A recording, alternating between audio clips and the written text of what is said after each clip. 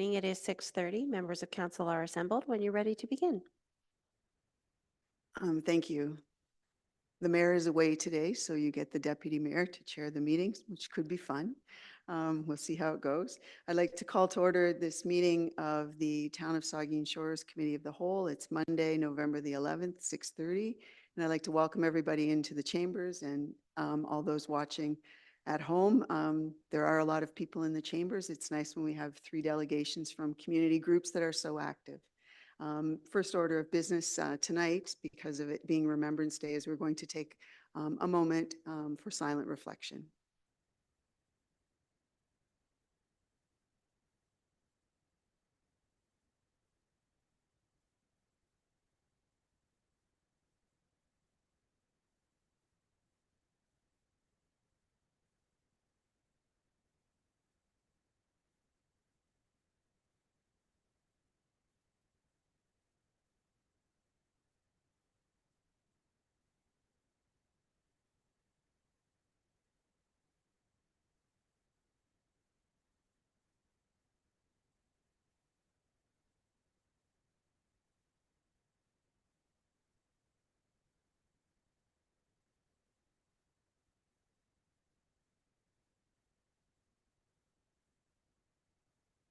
I'll call on Councillor Halpin to read our land acknowledgement. Thank you, Mayor. Deputy Mayor. We acknowledge that we are meeting on the traditional lands and treaty territory of the Saugeen Ojibwe Nation, which consists of the Chippewas of Saugeen and the Chippewas of Nawash Unceded First Nation. We understand this land holds immense significance to the people of Saugeen Ojibwe Nation. We appreciate those who live and work alongside us today and who continue the traditions of their ancestors as stewards of the land we are privileged to inhabit. We thank them for the contributions that they have made in both caring for the land and shaping this community. We commit to truth and reconciliation, to acknowledging the truth about what happened to Indigenous people because of colonization, and to reconciliation, which begins with each and every one of us. On this Remembrance Day, we should recognize all the people from Saugeen First Nation that served in both world wars. And it's worth noting that they really, per capita, exceeded commitment to fighting those wars. And we acknowledge that, we respect that, and appreciate that. As a local government and public organization, we are dedicated to learning about Indigenous culture, to fostering a better relationship with First Nations and their people.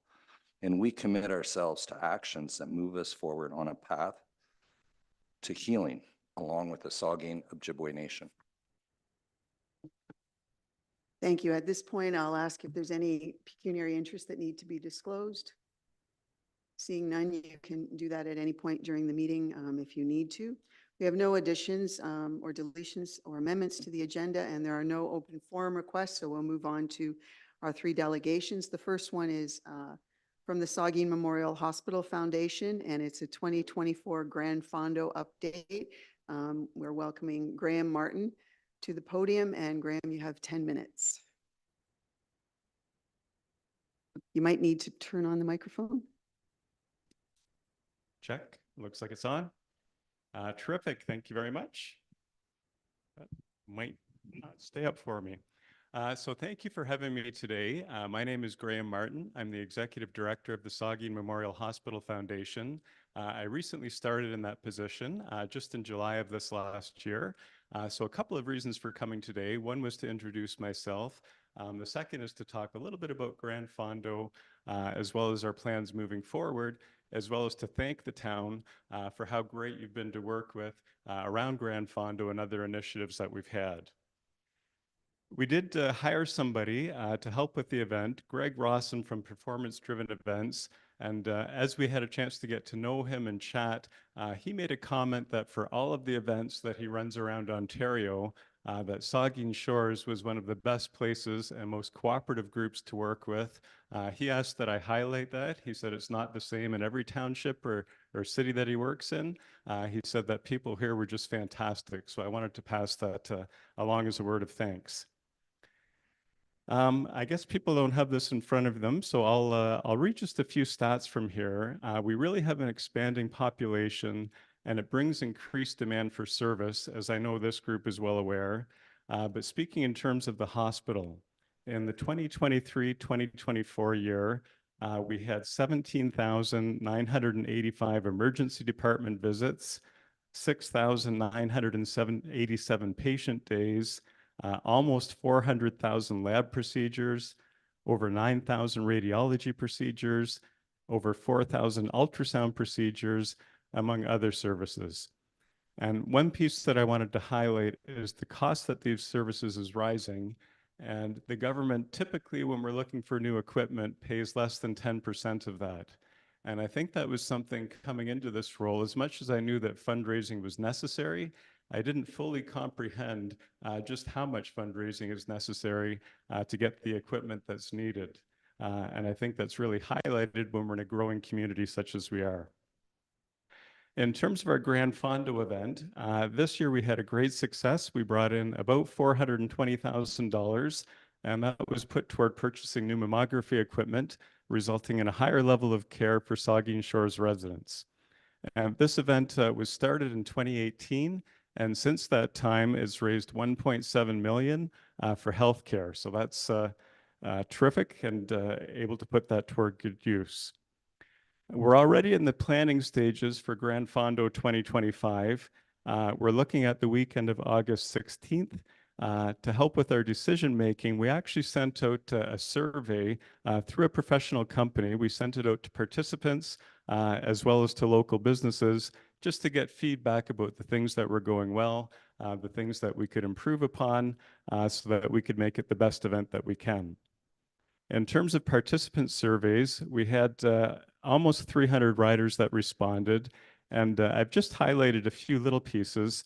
57% of the people who attended were described as tourists in that they lived more than 40 kilometers away. 87% said that they're very likely to return to the event, and it's estimated that riders and their supporters spent approximately $768,000 at Grand Fondo. That came through a number of areas, anything from accommodations to food, to shopping, registration fees, but a lot of people and a lot of money came into the area. We also surveyed a little bit around days of the week that were preferred in terms of Saturday or Sunday. This is the first year that we had a Saturday event. We did find that riders overwhelmingly preferred the Saturday event. A few people said that they didn't have a preference, but the majority preferred Saturday. So even though we're in the initial stages of our planning, we do anticipate that it will be on a Saturday.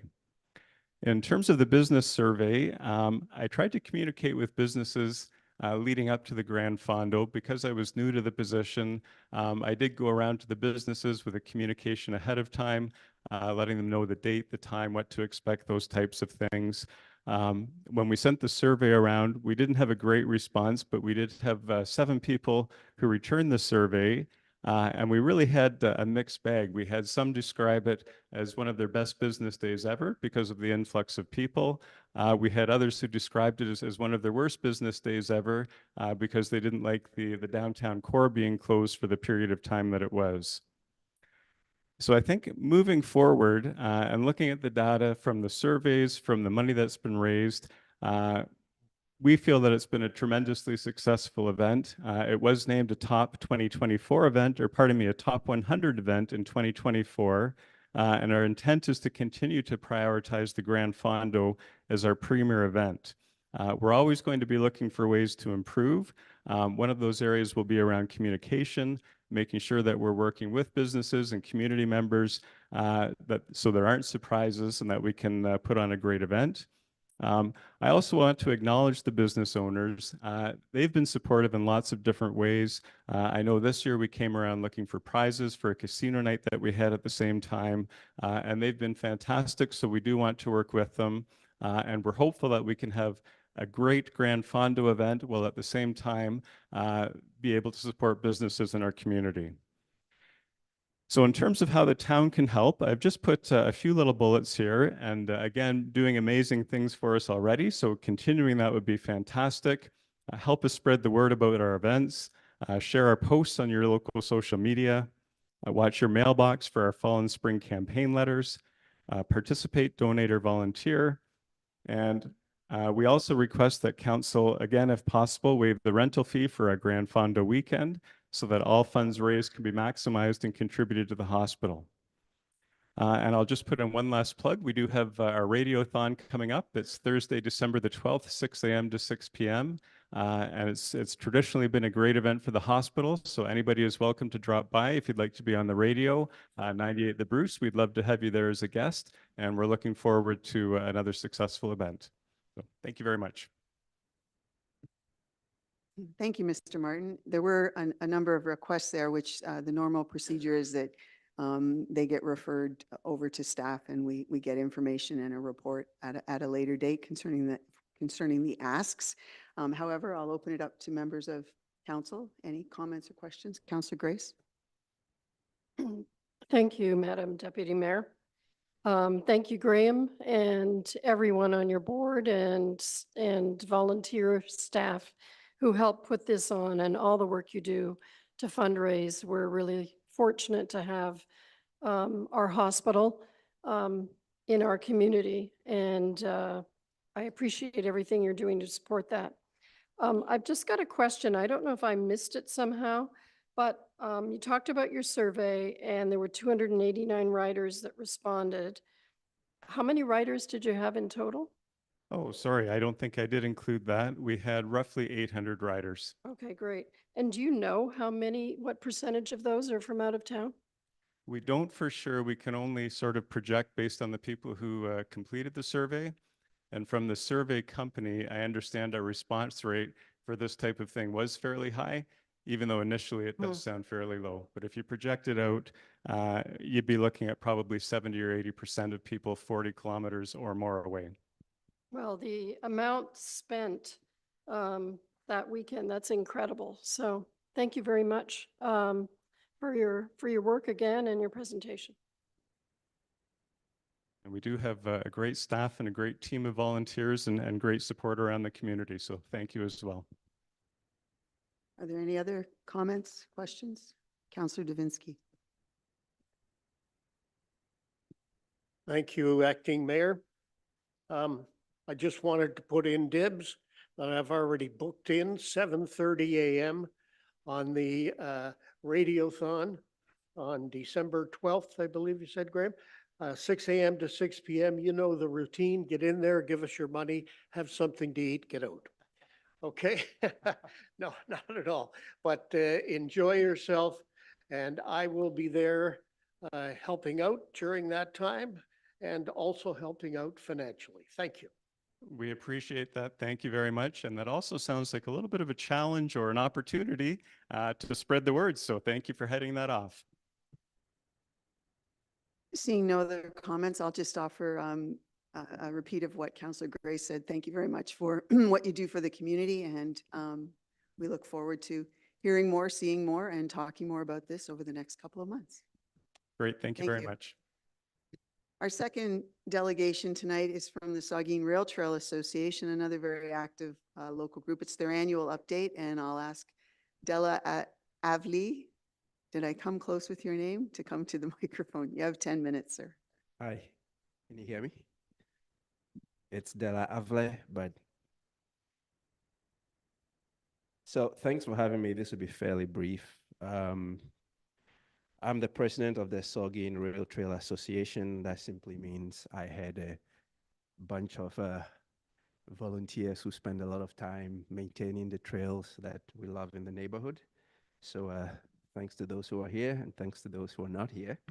I have only 3 slides really highlighting how 2024 went and summarizing what we plan for the next year.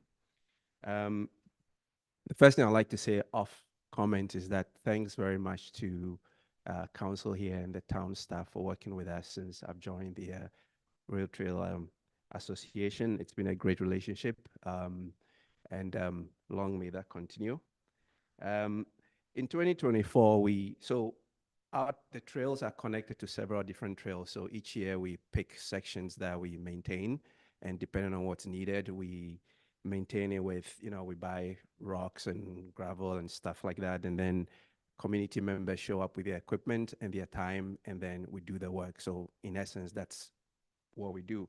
So in 2024, we upgraded the surface area between the 10th concession and Highway 21. And then along various parts of the trail, there were a number of trees and shrubs planted. And then all those things need to be maintained throughout the year. So volunteers show up and water the plants and keep everything looking nice and fresh. And then also along different parts of the trail, we have folks patrolling and doing maintenance where there are issues. We go and fix things. And along the trail are different areas with gardens and grass that needs to be cut. So again, we have a schedule and folks show up and do that. Hopefully, because we're still in November, we might, by the end of this year, have finished the resurfacing from Highway 21 to South Street, but that depends on the weather. So if we are not able to do that, that'll push into next year's plan.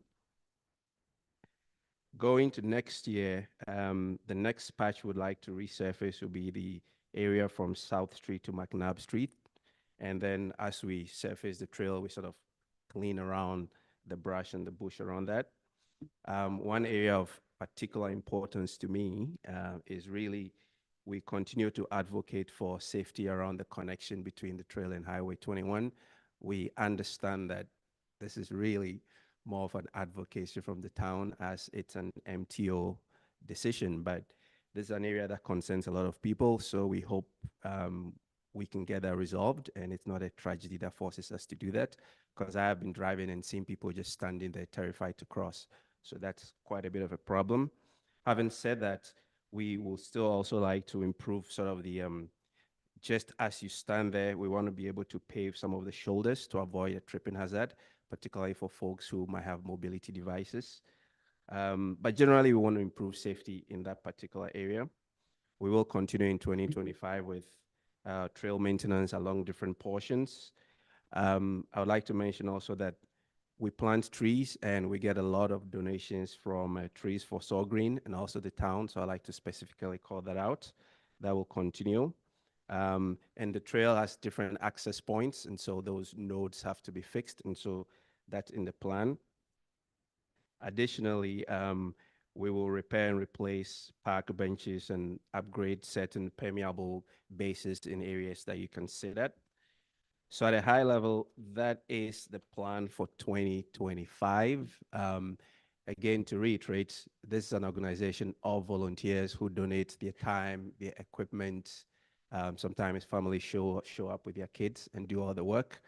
And I also like to say that we get a lot of thanks from community members. I was having a conversation with someone and I mentioned that probably the town can relate. Of 100 people who use your roads, one person might call to complain about a pothole, but there are thousands who enjoy it and don't say anything. But we appreciate both all the same. Thanks for the comments. Open to any questions. Thanks for the time. Sorry, open to any questions and comments. Thank you very much. And again, any follow-up will happen via our staff bringing us information, but any comments, questions from members of council? Councillor Grace?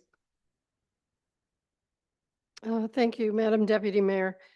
Thanks, Stella, for your leadership and the leadership of your board and all the work of the volunteers to keep this amazing resource open for us.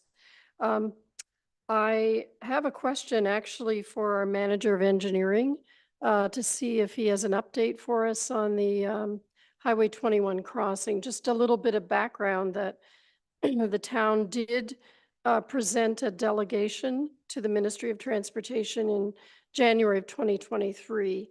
And I know that our staff has been diligent in trying to work with the Ministry of Transportation to come to a resolution. So I asked Rahul if he would actually say something about that tonight. I think he's got something to tell us.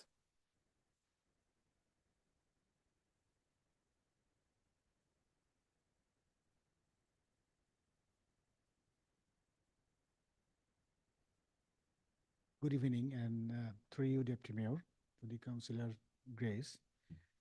Um, Actually, I am working on this crossing since I started last year in March 1. I did also some research. I found that actually this thing started maybe 20 years back. I have all the documents actually. I saved them in my folder. Anyway, so I have the documents that actually I did the follow-up with MTO, at least from since last May. I actually sent around 10 emails to MTO and wondering updates. And we also had one meeting with them, I think in last June. And the problem is they have so many changes in their staffing that they lost track. They lost track of this system. Like every time I reached out to them, I got new person who is dealing with this thing. They have an office, they call it Corridor Management Office. They actually deal this thing on behalf of MTO. So the last person actually now is dealing, his name is Andrew Robertson. He's the Corridor Management Officer. We had a meeting with them in last, I think June 10th. And in that meeting actually, right after that meeting, I followed up with some ask that we received from the Rail Trail Association.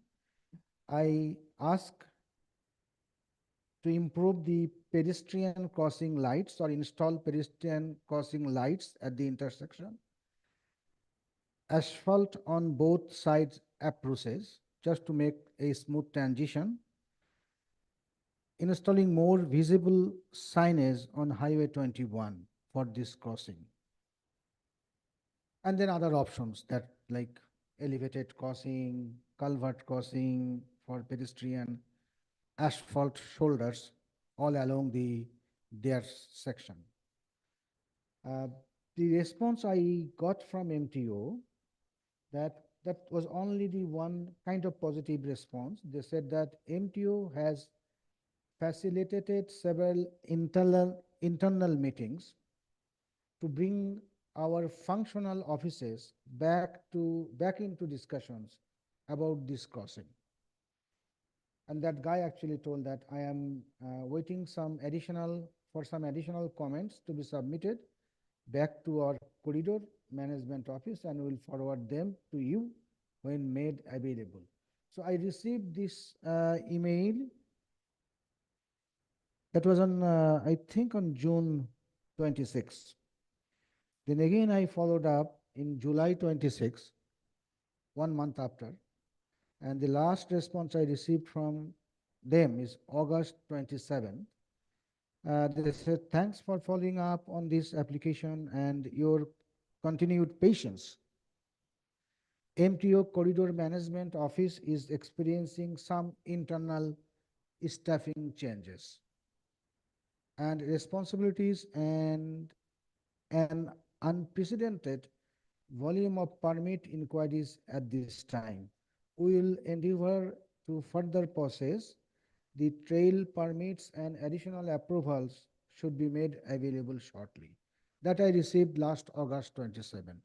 And since then, I also followed up couple of email in September, in October also, just today, and waiting for their response. But since August 27th, I haven't received any responses from MTU. So that's the update. Thank you very much for that, Raul. You, as well as a number of other staff members, continue to ask questions. And I know members of council have also taken opportunities at conferences, so we just must keep trying. Thank you very much. Are there any other comments? Councillor Halpin. Thank you, Deputy Mayor, and through you. I'd just like to, I am the council representative on the rail trail, and I'm honored to work with the rail trail. And I'd like to thank all the members of the association and their volunteers for their commitment and contribution to the community. The rail trail is a lot more than just a trail. It's the benches, it's the trees, it's the birdhouses, it's the facilities like the rail trail building and the memorial garden. It's the trees planted, it's the flower gardens, and it's also the mobilization of all kinds of volunteers, formal and informal, that do everything from putting up the birdhouses to cutting lawn along the side. So thank you to all the committee members, because you've made a great contribution to our community, and I couldn't imagine what our community would be like without that rail trail. So thank you.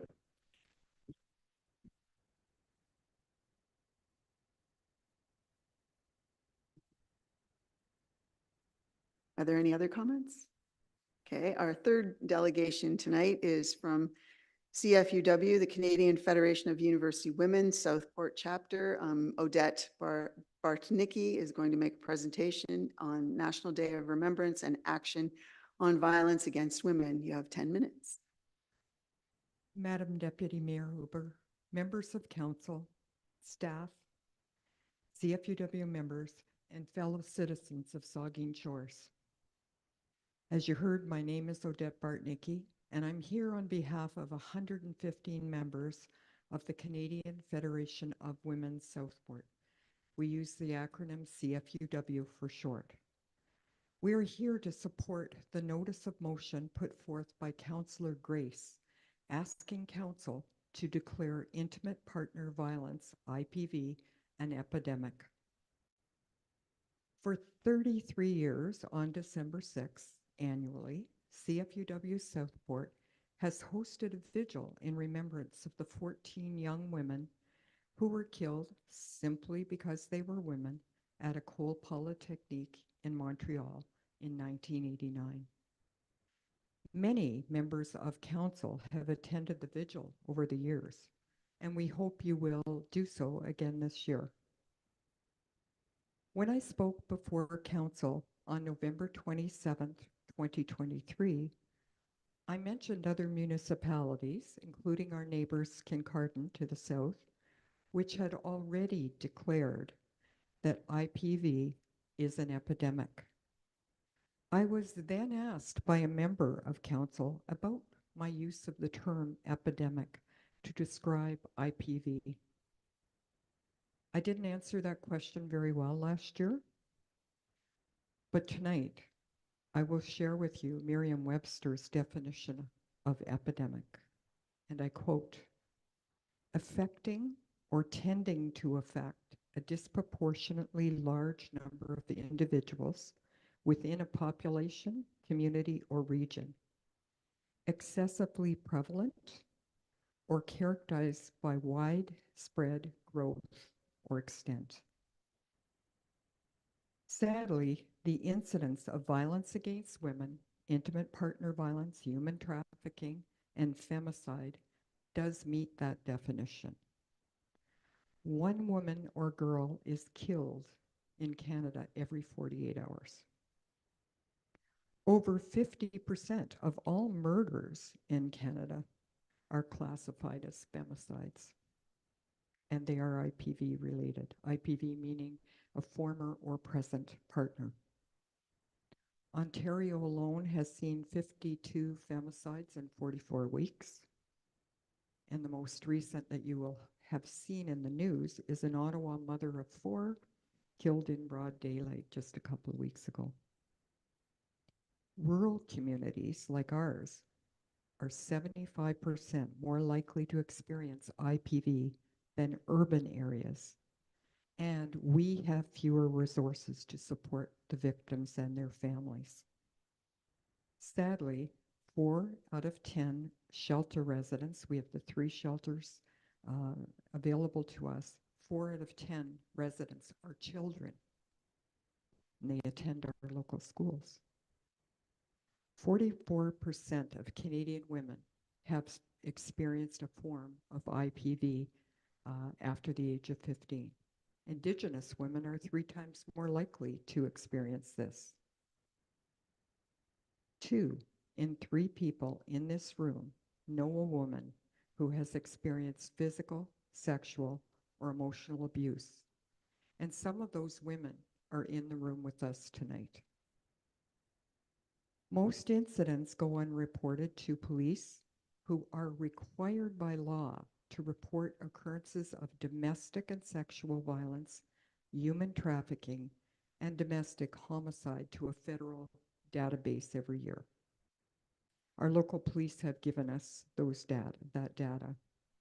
Between April 2018 and March 2024, so 6 years basically, Saugeen Shores Police reported, hold on to your hats, 633 occurrences in 3 of the 4 categories. Thankfully, no femicide was reported in this period, but we think those numbers do meet the definition of epidemic. We want to acknowledge our local police service has provided specialized IPV response training, which is not included in the 2-year police college training programs in our province. They provided it to 9 of our officers, which we think is just fabulous. Saugeen Shores Police Service has also been a proactive partner in raising awareness locally, along with Bruce Grey Public Health. Council members may be aware that just last week, over 250 citizens gathered at Faith Lutheran Church in Port Elgin to participate in the anti-human trafficking event hosted by Port Elgin Rotary.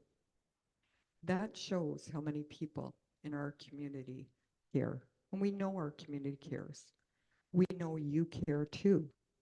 We are aware that in January of this year, you endorsed the declaration made by Goderich. We hope you will join over 100 other Ontario municipalities and vote to make the declaration that intimate partner violence is an epidemic when it comes back before you on November 25th. We invite members of council and all members of our community to join us at our 34th annual vigil at 12 noon at Coulter Parkette on December 6th. This is the day we mark National Day of Remembrance and Action on Violence Against Women. We also ask, as we did in previous years, that the town's flag be lowered on that day. Together, these actions demonstrate that all forms of gender-based violence are not acceptable in Saugeen Shores. And most importantly, that sends a message to our victims. It sends a message of hope to them and their families. Finally, our sincere thanks to Councillor Grace for bringing the notice of motion before you. And thank you all for allowing us to delegate. Thank you, Odette. There was a request there related to the flag. Do we need to do anything? They've already got it on a schedule there. Are there any comments, questions from any member of council? Councillor Davinsky? Thank you, Acting Mayor, and through you to Odette. Odette, thank you very much for that presentation. And thank you to the CFUW Southport for all they do, especially at this time of year. There are many people that can't get to a noon presentation on December 6th, and I fall into that category this year. Is there something else we can do to be part of this? We have discussed holding it at different times, and I dare say we will again. We are aware of that. Something else that's changed for us is our membership, which is about 115 as we stand tonight. Many of them are full-time working people. So that's changing our organization as well. And that's something we'll take back and discuss. Our chairs are in the room tonight for that committee.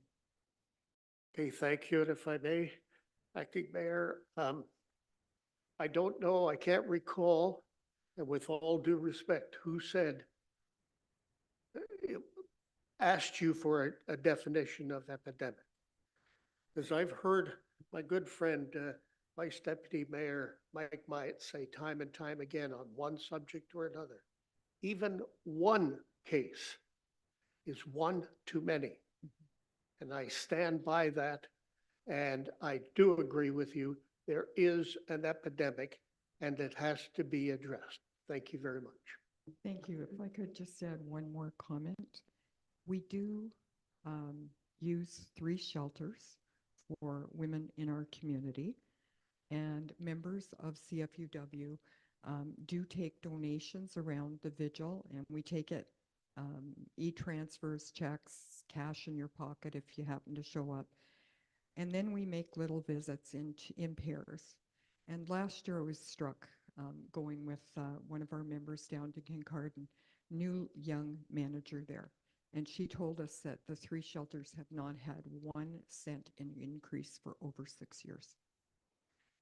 However, the incidents and the need, they do at all 3 shelters have to turn people away. And sometimes it's people with children. So that's another thing we do is we do try to support our shelters a little bit around that occasion. Thank you, Deputy Mayor. Thank you. Councillor Stack and then Councillor Halpin. So thank you for the presentation. I just wanted to make one note on domestic violence in our community. So I used to sit on the board for the Women's House in Kincardine, and I had the opportunity to help a woman who was the victim of abuse. And I sort of I watched her do the intake, which can be quite traumatic and unintentionally dehumanizing. You have to basically strip down to one layer of clothing. Everything you own gets washed for fear of, any manner of issues that can come in shared housing. And then you have to sort through that, and you have to do that before you actually enter the shelter itself. So there's an intake bay where you're sat with a representative, yourself, if you have your children. You go through this process before you even enter the services. If I recall, you get 6 or 8 weeks there, and then you go into second stage housing, and the second stage housing can be very challenging, and you're often dealing with women in this case who are very economically disadvantaged. So people who may never have earned income, who have never filed their taxes, who are struggling to manage through the trauma of that abuse, managing their children, managing a new home, typically away from their families. So I share that as just to sort of reiterate and reinforce the significant effect that domestic violence can have on women in this community. And I think because of the affluence in our community, it often goes unnoticed, but there are shelters, as you noted, in Port Elgin and Kincardine and Owen Sound that are always full. And so I think when we talk about, and I know the motion comes in regular council, but when we talk about recognizing the epidemic, I think I will certainly support that. I think it's also important to recognize just the sheer impact that these events can have on women. And it is often a cycle, and it often takes, when you're in those situations, it's often many times they have been through the shelter system or gotten close to the shelter system before they actually make it out. So I think it's just important to recognize how significant that impact can be. Councillor Halpin. Thank you, and through you, Deputy Mayor. Odette, and to your group, just as a brother who has 4 sisters and a father who has 3 daughters, thank you. Thank you.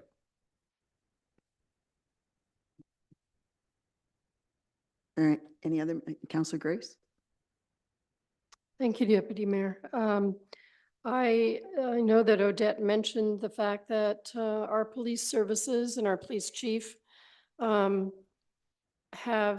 worked with CFUW Southport to provide, I think, some joint funding, and that's being used to assist with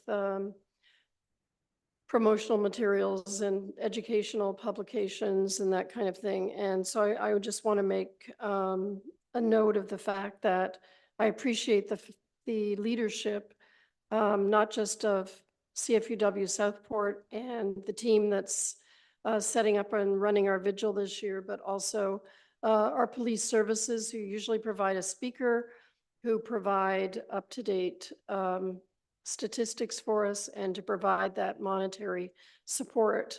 And I know from having attended the anti-human trafficking seminar on Wednesday night and hearing the comments of Inspector Jeremy Mighton on what's happening, that our police services does so much more on this issue to support victims.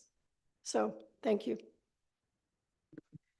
Thank you, Councillor Grace. That was going to be a comment I made as we segue over to the next part of our meeting, just to say that I can't be sure because I can't see the viewership on my computer screen, but I do believe a number of police officers, police personnel are zoomed in watching us on YouTube, and your comments will be very appreciated by the service and also by the Police Service Board. That Councillor Davinsky and I will take those comments with us to the next Police Service Board meeting. Seeing the end of the delegations, we have no public meetings tonight. We'll move on now to staff reports. The first one up, I know will be of interest to some people in the audience. It's about the Aquatic and Wellness Center Operations and Management Plan. So without further ado, I will call on Lisa Billing to make a presentation. I thought by giving you that intro, some of them might have stayed.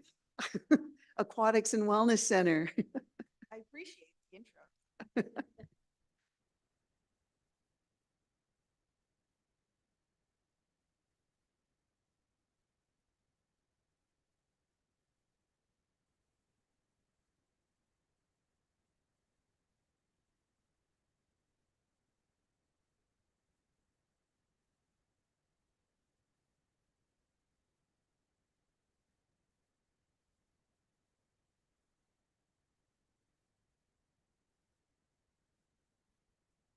Okay, so thank you, Deputy Mayor Huber and members of council.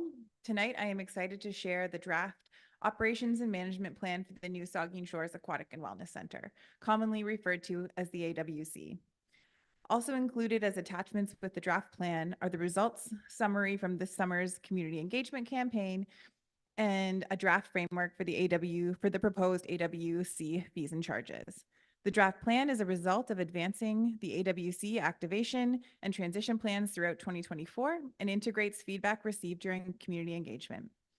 The intent of the draft plan is to provide council with a high-level overview of the approach and principles guiding the operational planning for the AWC and to seek council feedback. Overall, there is general excitement in the community about the programming and possibilities available at the AWC. Key themes that came through the community engagement include a place for families to participate together, that membership options are important.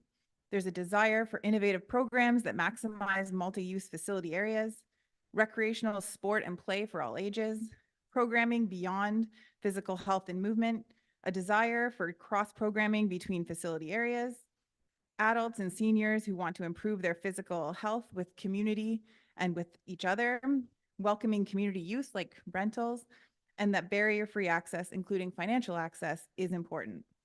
These themes have been considered while developing the draft plan, and they will continue to guide the detailed planning and development of programming, service delivery, and operational standards. The draft plan is focused around 7 key operational areas highlighted in the report. Each section of the report includes a summary of that section and the page number where information can be located within the report or within the plan itself. Key areas of the plan include community engagement, operational objectives, performance and service levels, general operations, marketing and communications, affordable recreation, financial forecasts, and risk analysis. Within the general operations section, the plan speaks to hours of operating, areas of responsibility, participation structures, and program development. It has been just over a year since I presented the AWC activation and transition plans to council. About 13 months, if we want to really get down to it. It is an incredible feeling to be standing here tonight in front of council to share with you what we heard from the community and how that feedback has helped to shape the draft plan as delivered tonight. A final plan will be presented in Q2 of 2025, along with a recommendation to amend the 2025 fees and charges bylaw. The final plan is intended to further refine the AWC program and service offerings, as well as the program structure, outline a preliminary opening schedule, support the proposed AWC fees and charges, and outline criteria for accessing the Affordable Recreation Program. I would like to thank our staff team, council, and the community for their support that has got us to this point. Feedback and support has been integral to the development of this draft plan and will continue to guide us as we advance towards opening the doors and bringing this new operation to life. Thank you for your time, and I welcome questions and comments from members of council. Thank you to the Manager of Recreation for her report. Are there any comments, questions? The Vice Deputy Mayor? Yep. Thank you, Deputy Mayor. Lisa, thanks very much for this report. You've really aced it. That's a tremendous amount of work, and it's so well laid out, very impressive, and it really sets the course, for next November when we open up our facility. So I really commend you for the excellent job you've done. I did have a few comments, questions. I was interested when we looked at the 5 key areas of aquatics, recreation, fitness, leisure, and STEM. That caught my eye. And there's a strong interest in STEM-related activities, include robotics, coding classes, science experiments for both children and adults. So that really caught my eye in terms of this is an aquatic and wellness center. So how did that come about? Yes, so through you, Deputy Mayor, we included that just as another area of activity that the community is interested in. So leisure and social activities combine into aquatics and wellness. But we thought, let's just ask a couple of questions outside of, kind of that core recreation programming. So we wanted to dabble into the area around STEM to see if there was interest in the community. We recognize that there are partners. We're standing in the Nuclear Innovation Institute. They offer some amazing programming around robotics and AI and all of the STEM activities that they are doing as part of their Explore program. So I think it's not necessarily an area that we would lead all on our own, but maybe look to work with partners if there's an opportunity to expand that programming even more broadly. Okay. Aquatics Wellness Center, I just wondering what path we're heading down with their programming, that's all. But it was an interesting read when I saw that. The other comments I had was about that I didn't see in here was, I know people do travel to Owen Sound for this program. It's the cardiac rehab program, which is very popular over there. Maybe I missed it in the report, but is that something we will be considering? I know there's the medical profession has to be involved, obviously, doctors and nurses, etc. But it's a very successful program over there, and it's save an hour drive to get to that program. Is that something we're considering as part of the Aquatic and Wellness Center? It's not something that's currently part of this draft plan. I think that would be a discussion with Bright Shores in terms of where those programs operate and if that's something that we are interested in integrating into the AWC.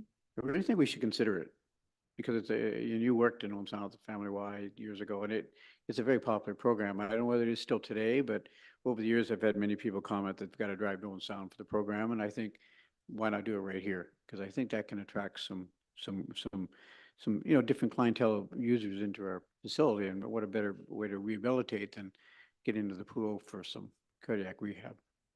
So I think that'd be something if staff could consider. I think it'd be a good thing. On page 25, a bit of a concern for me, and that's the free community walking time.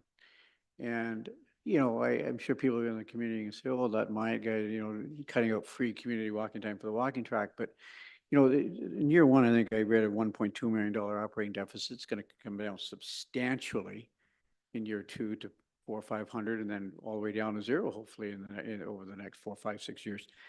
But I think we ought to be careful with giving out too many free things right in the beginning, because you give it out free in the beginning, it's really hard to charge later. And I saw where there's a 6-month walking track membership, but I guess my question is, and I think that's a good thing. Take my wife, for example, is one thing she'd joined is pay $100, $150 every 6 months to use the walking track. However, if you had 300-400 of those, that's $60,000 a year, potentially. But you got free walking track time, mornings, afternoons, and evenings and weekends. And that caught my eye too, Lisa, in terms of I'm not sure we should be doing that. And the people that were thinking about buying memberships for the walking track, and I think we need to take a look at all revenues. Why would people just not go morning, afternoons, evenings, weekends to the free walking time and forego the membership? Through you, Deputy Mayor, the intention for the free indoor track access is not necessarily to say that it's every weekday, every weekend, every evening. There would be defined times where access would be provided at no cost. However, it wouldn't be all of the time. So that is sort of the intention of how council could support free participation through sort of scheduled program times. It did say afternoon, evening, weekends, and I just think if someone's going to go to use the walking track 3 or 4 times a week, why buy the membership for $150 for 6 months? Why not just go to the free walking times? And I just think we need to take a look at when I take a look at a $1.2 million operating deficit year one. I know that's a little misleading. I get that. But because it really drops substantially in year 2 as the full memberships come in for the full year. But I really think we should take a look at what we're giving away with our $50 million facility, that we ought to be very careful with that. So I just want to plant that seed for the fees and charges will come to council when we'll be able to take a look at that walking track membership, for example. Yeah, it will come to council in Q2 of 2025. So probably around May or June next year. May or June. Well, look, I'll be speaking to that again when it comes. Because I just think we ought to take a look at that. 1 second here. My organized notes. I think on page 24, I think no, there was in one of the pages anyways. It said 85% of those surveyed felt that keeping the aquatic and wellness center affordable as a high priority. And I think it's important to not turn people away. People who can afford to pay need to pay, but people who cannot afford to pay, I'm glad to see there's a subsidy program in there. I think that's really important, and so I'm glad that's included. And because we need, I think it's important, regardless of your ability to pay, you need to be able to use the facility. I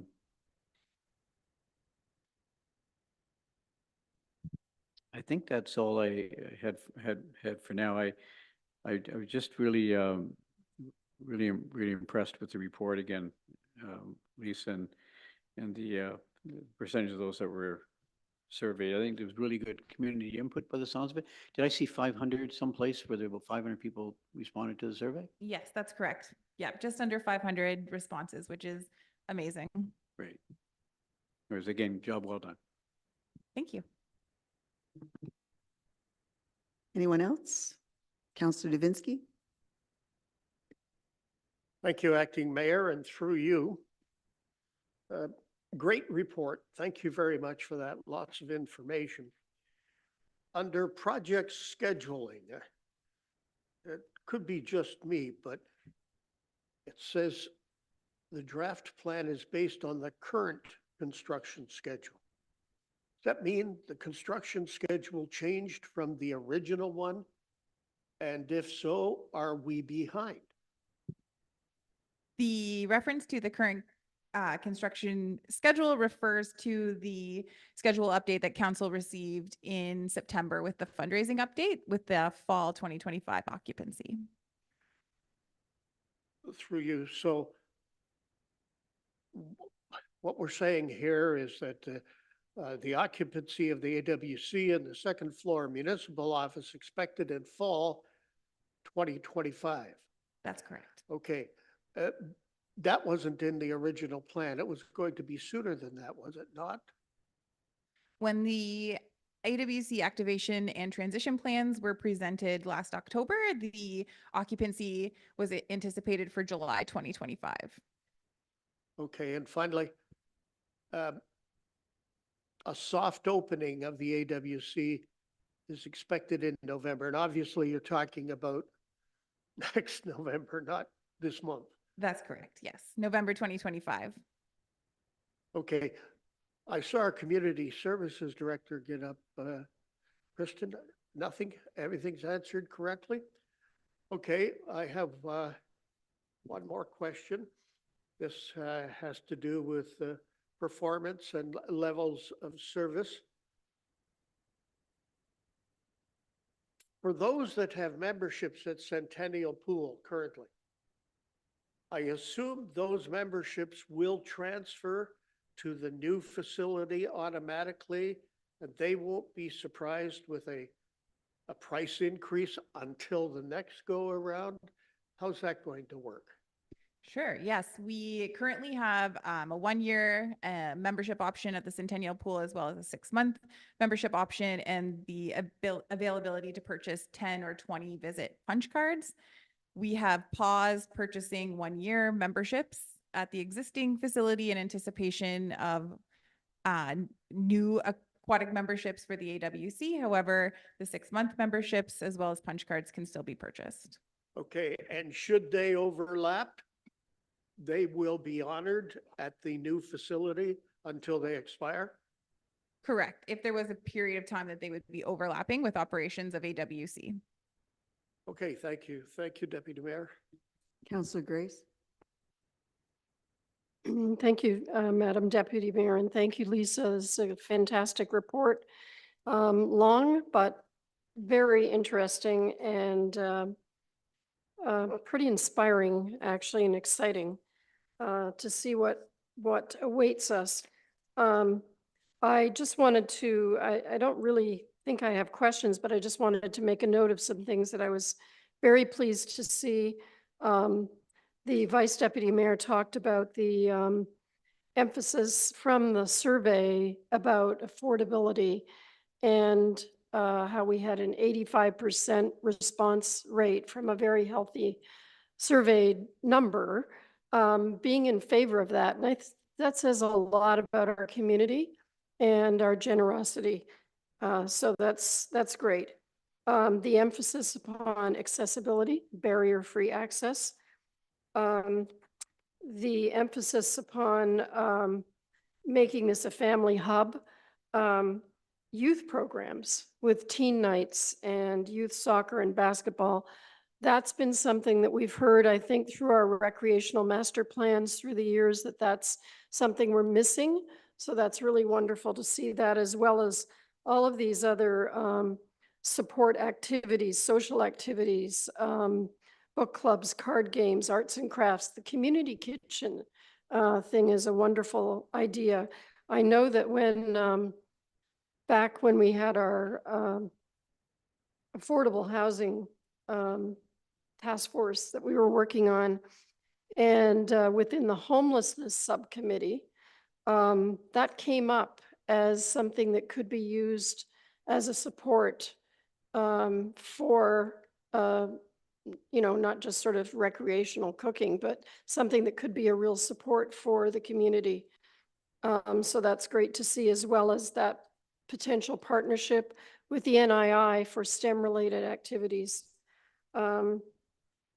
That is great, and I agree with the Vice Deputy Mayor that if we can somehow reach out on that cardiac rehab program, that would be a wonderful addition, because that's something I've heard from residents as well. Thank you again. Great report, and I really hope that a lot of our residents will take a look at it. Thank you. Thank you. Important to convey, though, that some of the things that have been said are ideas. They're not for sures, and certainly facilities to enable some ideas are not necessarily in the building at this time.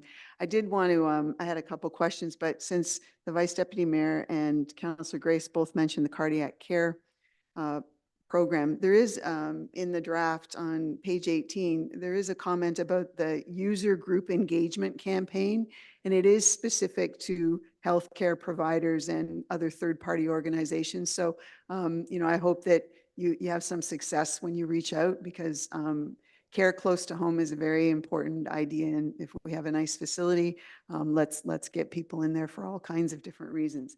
I had a couple of questions though. I know that there's a position posting right now, which is one of the positions associated with the Aquatics and Wellness Center. It talks about land-based or land programming. I can't remember the exact expression. Are we going to think about the community complex as a single unit, or will there still be a distinction with the ice side and then the land side, the land-based programming side, and the pool? Is it three separate entities, or will this position that's being recruited for right now, when it talks about improving programming, will they have some engagement with improving potential community programming associated with the ice as well? I think the position itself will essentially fill the role that the aquatic supervisor currently fills within. So on the aquatic wet side, we have the aquatic supervisor, and they take care of all of the programming within that space. So the dry land side, the land-based side of the facility also needs support to provide those operations. I think there is opportunity we want to create connections within our facilities and make sure we're maximizing how we're using those spaces. And if there's opportunities for cross programming, for summer camps that use both the arena and the Aquatic and Wellness Center, I think those are where we're really going to look to see opportunities to work together across our different facilities that we offer. But I don't see the Aquatic and Wellness Center being exclusive and Plex being exclusive. They will operate in partnership. I think it will work really well to consider a cluster of activities. Since you mentioned day camps or summer camps, there was a comment in there about the intention to improve enrollment or improve opportunity for 40 campers. My understanding about our camp program in the summer was that it was provided by an outside provider. But how many kids, if you add 40 to a number that exists, how many children are we talking about that potentially could be involved with summer camps? Yeah. So we offer camp in a couple of different ways. Our traditional non-aquatic day camps have been offered half-day camps by a third-party provider, but we also provide our own direct camp programs through the aquatic program. And this year we actually increased our camp spots by about 20. So we had about 64 campers per week in a variety of camp programs, especially Camp Plus 2, more traditional day camps, but they would go into the pool daily. So if we increase our traditional day camp by 40 campers a week, we'll be at around 100 spaces for campers. That's good. I have two more. Certainly, I appreciate what the Vice Deputy Mayor said about not giving away too much, but I would just like to encourage, as the schedule starts to take some form, one of the challenges that I see with ICE here is there's extremely limited times for public access to skating. I don't know exactly what's going on this year, but last year there was basically 1 hour time in Southampton and 1 hour time in Port Elgin at the Plex that the public could get in to just go public skating. So I hope that, and they were sponsored, so they weren't quote unquote free. They were paid for by a sponsor. I hope that as we think about the aquatics facility, that we work in a nice number of public swim opportunities. There's sponsorship opportunities there too, but certainly the more public access to the building outside of organized membership-driven things like minor sports and perhaps the breaker swim program, that sort of thing, or lessons. I think that would be a good goal to work towards. My last question is, your report is great. It includes quite a few ideas as to follow up in terms of surveying and asking questions to make sure that there's satisfaction. The one thing that, I don't know how you do it, but the one thing that I would encourage is, as you think about that, it's not just about the users of the facility. Taxpayers in Saugeen Shores are on the hook for this facility for quite a few years via their contributions to the legacy fund. So some sort of opportunity along the way to assess community satisfaction with the build, with the results of the ideas that are coming out. I think that will go a long way to encourage civic pride, because it's the biggest investment in recreation stuff here ever.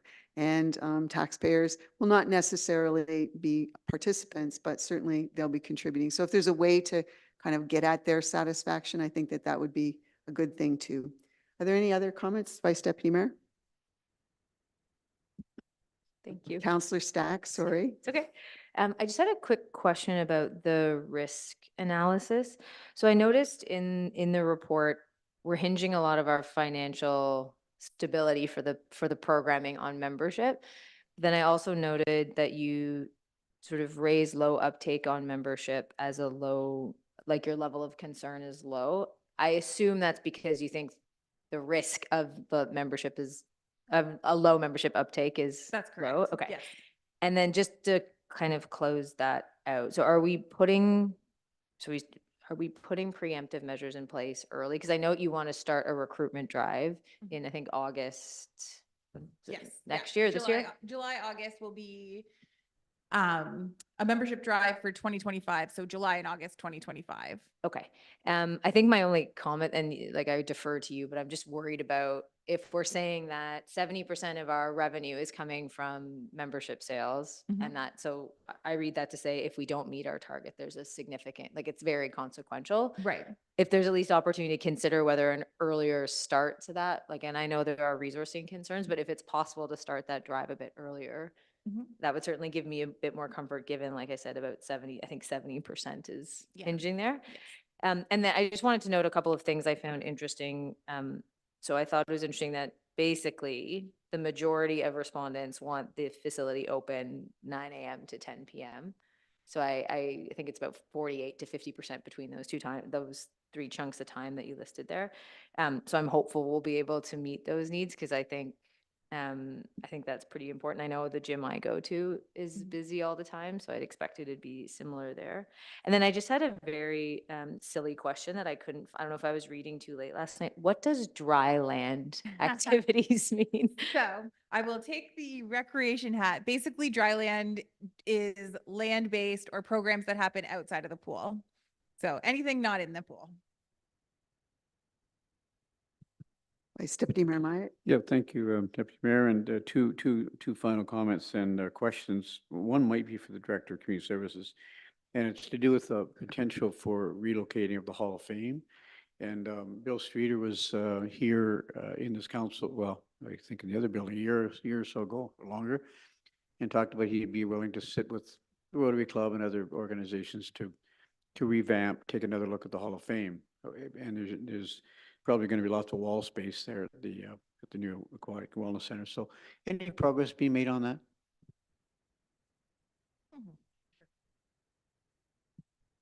Thank you for the question, and through you, Vice or Deputy Mayor, we do have that, council will see that presented through the business plan as a future highlight that's coming up. Off the top of my head right now, I can't remember if it's 25 or 26, that we're going to look Good. at the Hall of Fame. Perfect. Thanks for that. And one of the nice things, I think, with any facility, particularly a brand new facility like this, I was in one on the weekend down in Fergus area, Mount Forest actually, and a nice sitting area for people to sit down and congregate, meet, have a coffee, muffin.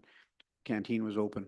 And I see with the Aquatic Wellness Center, there's no provision for a canteen, but you're talking about perhaps the Plex, whoever operates the Plex canteen, it could spill over into service in the pool as well. Can you shed a little more light on that, or why we decide not to do a canteen at the wellness center? I think in recognizing that the existing canteen is located in the Plex and it is connected to the Aquatic and Wellness Center through that corridor link, So there's already a service available to be provided there. I think there's an opportunity to look at the agreement that we have in that space and Good. maybe reimagine what it looks like in order to provide some additional services. There are sitting areas within the design as well. So there's a really nice sitting area outside of the natatorium space, just outside of the glass where community can gather. And then on the second level as well, there's going to be some seating areas. That's great. Which is And great. it's good to see the breakout sitting areas like that. And so there are, or will be active discussions around offering canteen services with the current operator of the canteen to expand that service and include the pool. And so there will be some discussions. We will take a look at the agreement and when it expires and how how it could work. Councillor Halpin? Thank you, Deputy Mayor, and through you. Just coming back to your comments about ice time. And, you know, if we're looking at the Aquatic and Wellness Center and the ice altogether and everything like that, if there were more opportunities for public skating, I know it is very competitive to get a sponsorship for public skating. I mean, businesses are tripping over themselves and snapping this up. So I think that there's more businesses and more individuals out there that would sponsor more free skating and free swimming as well. And that's something we could look at expanding that with the new Aquatic and Wellness Center. Thank you. Thanks. And we appreciate that you, Councillor, help and sponsor skating at times too. Are there any other comments? I'm sure that the manager would welcome any feedback that could come in prior to us receiving another report. The recommendation before us right now is that council receive the draft Aquatic and Wellness Center Operations and Management Plan report for information. All those in favor? Thank you. Our next agenda item is relating to the introduction to proposed levels of service for asset management. And I will ask the asset management supervisor, Jessica Rogers, to come up to the mic, and she's going to introduce the consultant. Thank you, Jessica. Thank you, and through you, Deputy Mayor. As outlined in our 2024 business plan, the town is in the beginning phases of a project to once again update our AMP to meet the 2025 requirements under the OREG 588-17. The focus of this section of the requirement is establishing proposed levels of service and a financial strategy to meet those levels of service. The town has hired Hempson Consulting Limited to assist in the development of this update. Hempson specializes in public policy advice in the areas of municipal finance, development planning, demographic and economic forecasting, and real estate valuations. Hempson's municipal practice is extensive and is anchored by professionals who have considerable experience in both the municipal environment and private sector. The staff includes finance professionals, planners, demographers, real estate specialists, and economics. The objectives of this project include identifying measurable levels of service, developing tools for tracking these measures, receiving resident input through both an online survey and a PIC, and crafting both asset management and financial strategies. I will now hand it over to Christopher Bullitt and Andrew Marabella from Hempson Consulting to provide more information with regards to the proposed levels of service as part of our long-term business planning and how it relates to the regulation.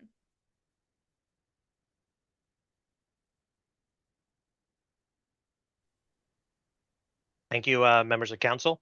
Just to kind of start things off on some of the topics for discussion, we want to go through and kind of define asset management and a quick overview for municipalities. We want to kind of overview of the regulatory requirements, particularly OREG 588-17.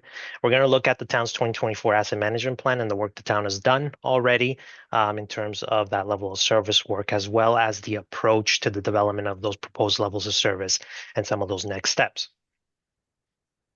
So To kind of define asset management for municipalities in a sort of a simple perspective, asset management is the process of maintaining assets in the most cost-effective way. We want to make sure that we're maximizing benefits to residents through the use of those assets. We will make sure that we're managing risks over the long term, and as well ensuring that the services are sustainable and affordable as well, ensuring that through this sort of plan and as well through a longer term planning period. An overview, municipalities are responsible for ensuring infrastructure is planned, built, and maintained in a sustainable way. That said, the town has applied sound asset management principles and processes to date. From Hemson's opinion, the town is well ahead of many other municipalities of similar size. You've developed a 10-year capital plan. You have an infrastructure levy that you've implemented. So with that said, the asset management plan becomes a useful tool for identifying those long-term infrastructure requirements and planning how to manage those requirements today or starting today. Some objectives. The plan, we want to provide staff and council information to guide sustainable infrastructure investment decisions. So we are building upon the work from 2024 plan moving forward. We want to make sure we're meeting those requirements of Ontario Regulation 588.17 on the proposed level of service. One other important component here is having a readily available document to support those future federal grant applications and CCBF funding agreements as well that ask for that plan to be submitted as part of those applications. And the AMP has to consider all assets owned by the town as well, making sure that we've included the core and non-core assets and building upon that exercise, which the town has already done through that 24 plan. The line of sight of asset management planning is sort of the framework the town is utilizing in order to develop the proposed level of service and as well the existing sort of asset management plan. It begins with the vision of council and as well as council priorities. Those visions and those priorities help inform the policy, the asset management policy that was developed a few years back, and as well as the asset management plan itself. And ultimately that plan, the intention is that it helps inform those capital programs, the operations and maintenance budget, and as well as any business plans going forward. And by no means is the asset management plan intended to replace those processes, but it's another tool in sort of the town's arsenal to help plan for those long-term asset obligations. Those last few pieces on those budget pieces will help inform the targets and the level of service that's being proposed as part of the exercise, and as well as in that reporting, help in that reporting of the levels of service going forward. The timeline of the regulation, important to mention here that the town is up to date in terms of meeting those regulatory requirements of the asset management plan. Back in 19 was the developer of the strategic asset management policy, which the town has in place. And then in July 1st of 22, and then again in 24, was developing those current levels of service for the core assets and the non-core assets. And the core assets, like I mentioned, kind of covering the roads, water, wastewater, stormwater, bridges and culverts and so on, and those non-core assets being your other asset categories, things like vehicles, equipment, facilities, and so on. So a good basis that the town has from meeting those requirements. Going forward, we want to meet the July 1st, 2025 requirements. That'll be the development of the proposed levels of service that we are talking about today, and that'll be for July 1st, 2025, and that process has already begun and is sort of moving forward right now. Some of the required elements of the plan, one important kind of starting point is the state of local infrastructure. This really describes the asset portfolio of the town. Where are the assets? What are they worth? What condition are they in? What is the remaining service life, and so on. And these are important inputs to developing that level of service. Any discussions on risks associated to the plan, as well as determining the life cycle activities and costs of undertaking all the work that's proposed sort of through the plan over the long term. So like I mentioned, the town has already developed that through the 2024 asset management plan, and those will be the framework and the starting point to help inform the exercise on the proposed level of service. Municipalities are required to report on those levels of service for all those assets. Like I mentioned, the town has already undergone and undertaken that first sort of step of the reporting on those current levels of service. And what that means is, there is quite a bit of information in the existing plan that we can draw upon. This table represents a snapshot of the current level of service that the town has already put together. These are not all the levels of service. This is just a snapshot for illustration purposes. But what we wanted to point out is that the basis for the levels of service will be based on this. The proposed level of service will look to set targets over the next 10-year period or a minimum 10-year period for these types of measures. And these measures are going to be informed over the next a few months through a variety or different sort of sets of part of the process, particularly in the consultation and as well as analysis of the budget. This slide represents sort of that process. We start off with a review of the current level of service. That's happening in the next few days. We're sitting down with staff in order to undertake some formal workshops with staff to understand the current level of service, understanding the data, understanding the feasibility of tracking those levels of service.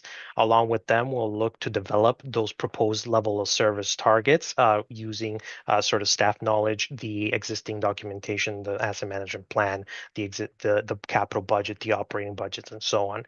But that'll lead into consultation with or continued consultation with the public and council. There is a consultation happening in the next couple of weeks with the public and trying to gauge some of the sense from the public on the level of service provided of those assets, and as well as the process giving enough time to provide council the information that's needed in order to sort of be informed on what those levels of service are and getting the feedback from council in order to move forward with the plan. And finally, we want to make sure we identify the costs to meet those proposed levels of service and if there are any risks associated to the plan. And those costs will be largely informed through the good work that the town has already done, including the 10-year capital plan as a basis in order to understand what those targets could be based on that plan. Last sort of a few ideas here in understanding the life cycle activities that support the level of service. So these are the activities that we do on our assets or as part of the asset management best practices in order to maintain the levels of service. The first one here being non-infrastructure solutions, really related to actions that the town may take, not necessarily related to direct work on assets, but it might be related to management of the assets, things like development of an asset management plan or acquiring a new piece of software to manage the inventory. The expansion activities, more traditionally related for municipalities on the growth-related infrastructure. So kind of those first round costs of growth-related infrastructure would be what we would call in the asset management world is expansion activities.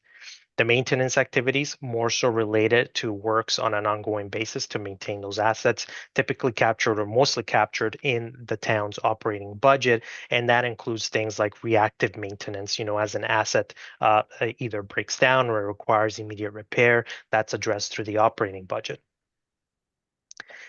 On the sort of the last three categories here, we have renewal, rehabilitation, and replacement, more so related to the capital budget. Those are your traditional type capital projects. Renewal and rehabilitation, more so repair type work, things like road repavements or perhaps repairing components of a facility.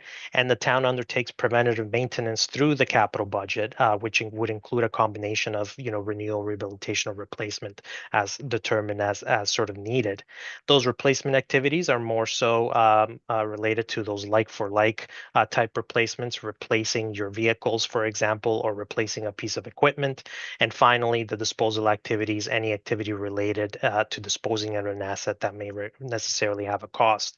And one important component here is that the town is already aiming to move to a larger share of preventative work over the next few years in sort of in a way in order to make sure that that assets are continued to be maintained sustainably.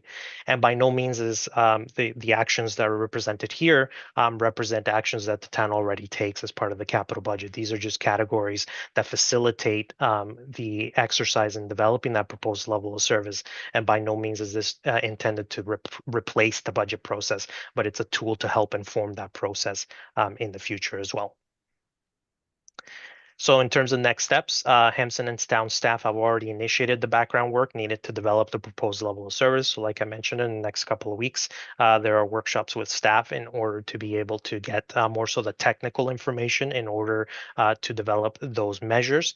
There is a consultation session with the public scheduled for November 20th. So that's sort of coming up, but with another session in early 2025 to sort of gauge the public's opinion on some of those sort of levels of service for some of those assets. A final report is expected to council by the end of Q1 2025, and that is at the same time well in advance of that regulatory requirement of July 1st, 2025, but at the same time giving council enough time and us coming back to council in order to present that information and providing enough time for council to have comment and opinion on that for us to reflect in the overall sort of product. With that said, that concludes the formal presentation, and I'd be happy to answer any questions you may have. Thank you for that. The public consultation process that you mentioned on November the 20th, that's Wednesday, November the 20th. It's at 5 p.m. at the Bruce County Museum. Is that correct? That is correct. Yes. Thank you. We have a recommendation before us that council receive the introduction to propose levels of service for asset management, just to receive it for information. I'll open the floor for questions or comments now.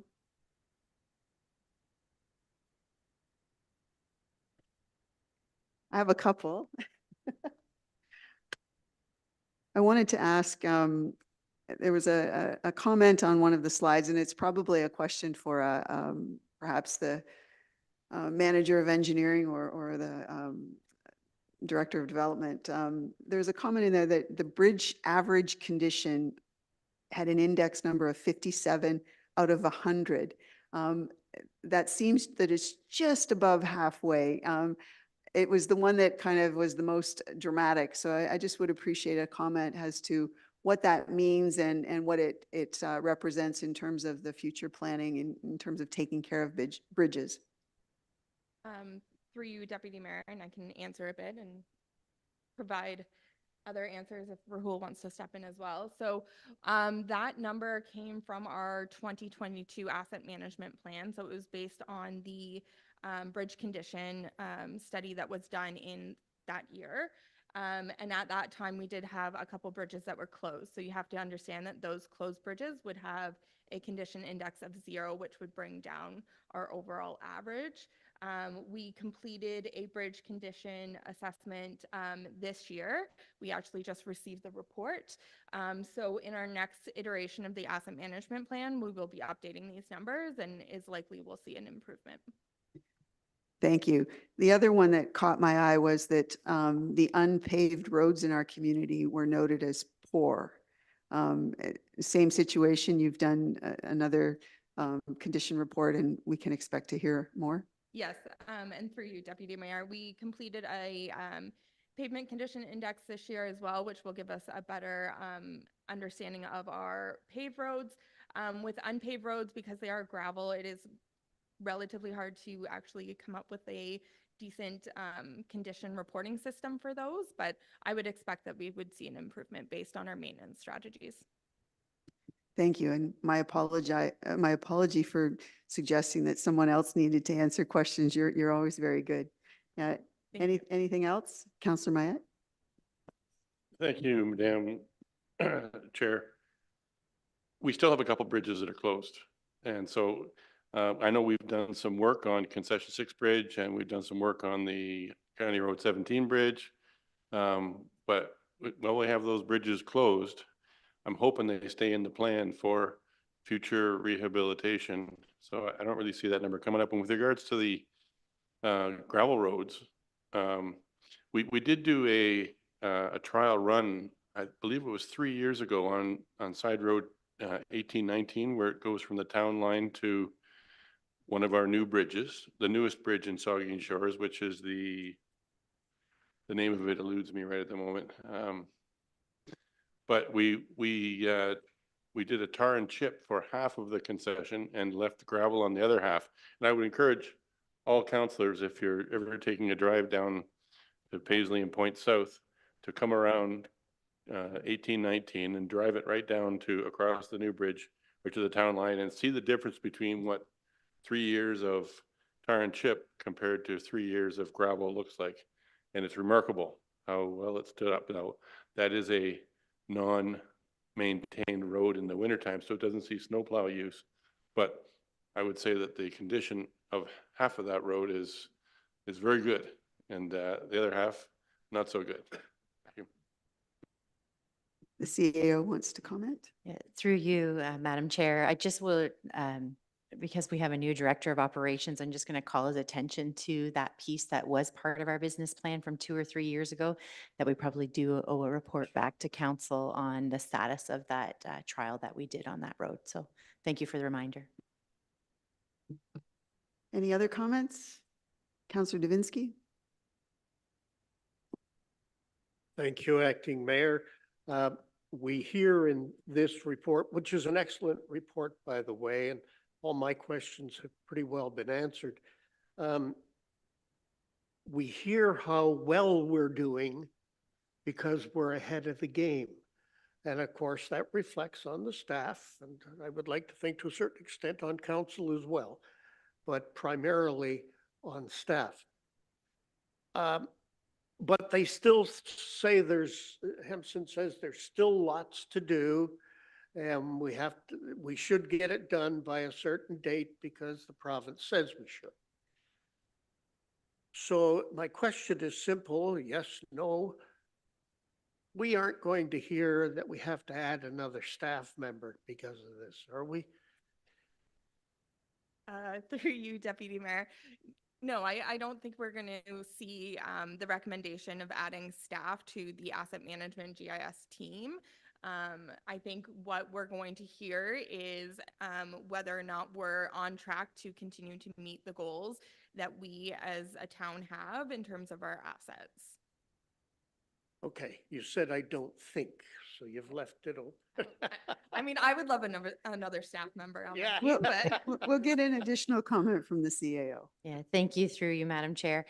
What you have in front of you tonight is to look at what kind of service levels we want to set as a council for our assets. It really doesn't have to do with the staffing that's managing that process and that reporting to the province of Ontario. So I would offer that the two are a bit disconnected, Councillor, but we're really looking at what service level you want to set related to the assets that you have in front of you. And that I was the table understand that was on the screen I before. understand that, CAO, but you see a report like this, and in your expertise and anybody else's, you can say, oh, we're going to need help with this.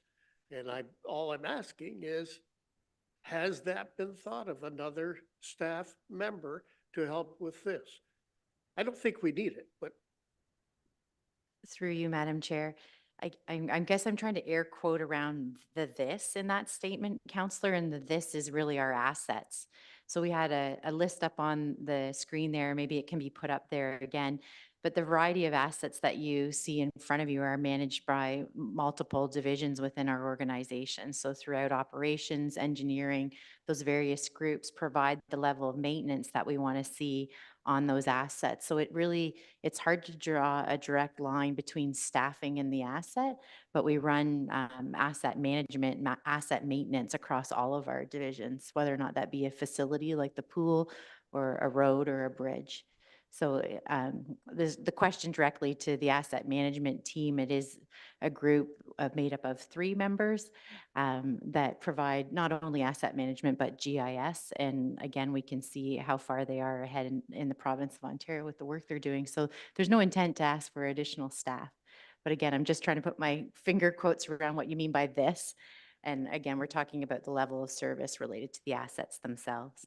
And you said what I wanted to hear. So thank you. And I didn't mean to put you on the spot. Councillor Halpin? Thank you, Deputy Mayor, and through you. How much was this consultation fee for this report that's in front of us? it was a phase 1 was $20,000. Yeah, and it was part of the business plan last year. Thank you. Well, to follow up, so how much will the whole consultation end up costing? $35,000. Thank you. Yeah. Seeing no other comments, the recommendation is the council receive the introduction to proposed levels of service for asset management report for information. All in favor? That's carried. Thank you very much, Jessica. Our next item, staff report, is about the Ontario Community Ontario Community Infrastructure Fund, OCIF update. And we will look to Daniel Wechter, the Chief Financial Officer Treasurer, for that report. I think Daniel's on Zoom. Go ahead, Daniel. Yes, I am. Thank you, Acting Mayor Huber. This report follows up on a July 2024 report updating council on changes to the Ontario Community Infrastructure Fund allocations for the town of Saugeen Shores. At the time, council were informed of changes to the methodology that resulted in a maximum 15% decrease to the town's 2024 allocation. The town has now received its 2025 allocation, which again shows a maximum 15% decrease from last year's. The town has been working to understand these changes throughout the year and recently engaged Wellington DuPont to assist in communication with the Ministry of Infrastructure staff. After extensive efforts, some responses have been received from ministry staff, but there is still missing detail that would help further explain causes of the decrease. Separately, town staff have completed an analysis of the publicly listed OCIF allocations amongst all municipalities. And this data has been crucial in identifying that the impact of the methodology change has not been limited to the town of Saugeen Shores. 138 out of 426 recipients saw a maximum 15% decrease from their 2023 to their 2024 allocation, and 89 recipients have also seen a maximum 15% decrease from their 2024 to their 2025 allocation, or sorry, seen a maximum decrease in both of those years. So although all of the exact reasons for the decrease in the town's allocation are not yet fully identified, the previous allocation methodology involved very intricate calculations that were based on financial information returns of municipalities.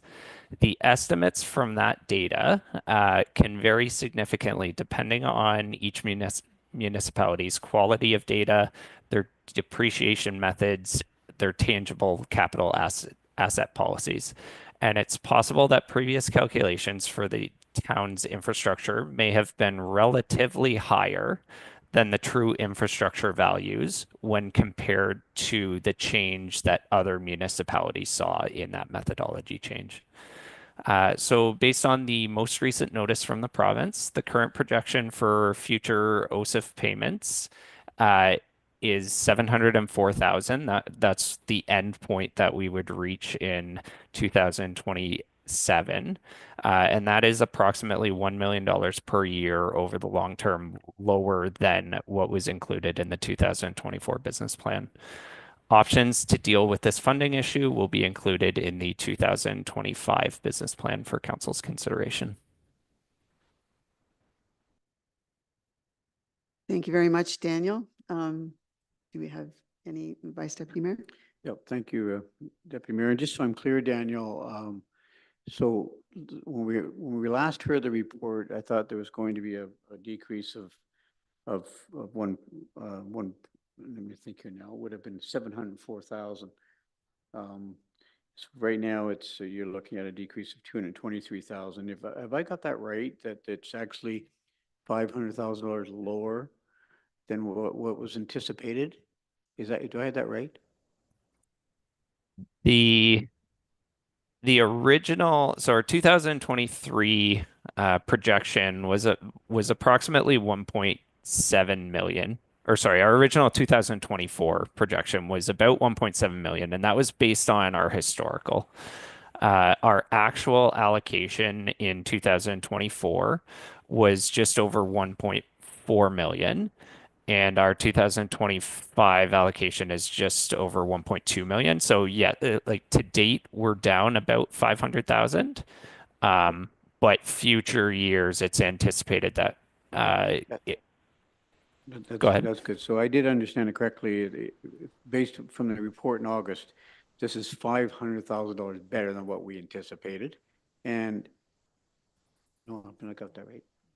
That's what I meant down. That's what I meant lower. Did I say Yeah. better? I meant lower, but in a better position than what was anticipated in August, correct? No, it's a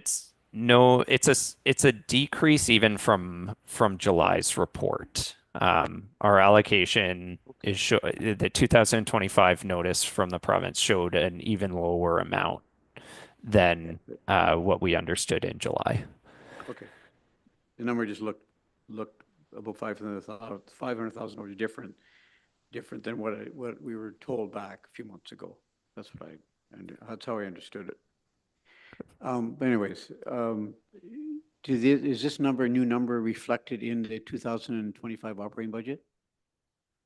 It is reflected in the 2025 business plan, and as stated in the report, there'll be options for council to consider.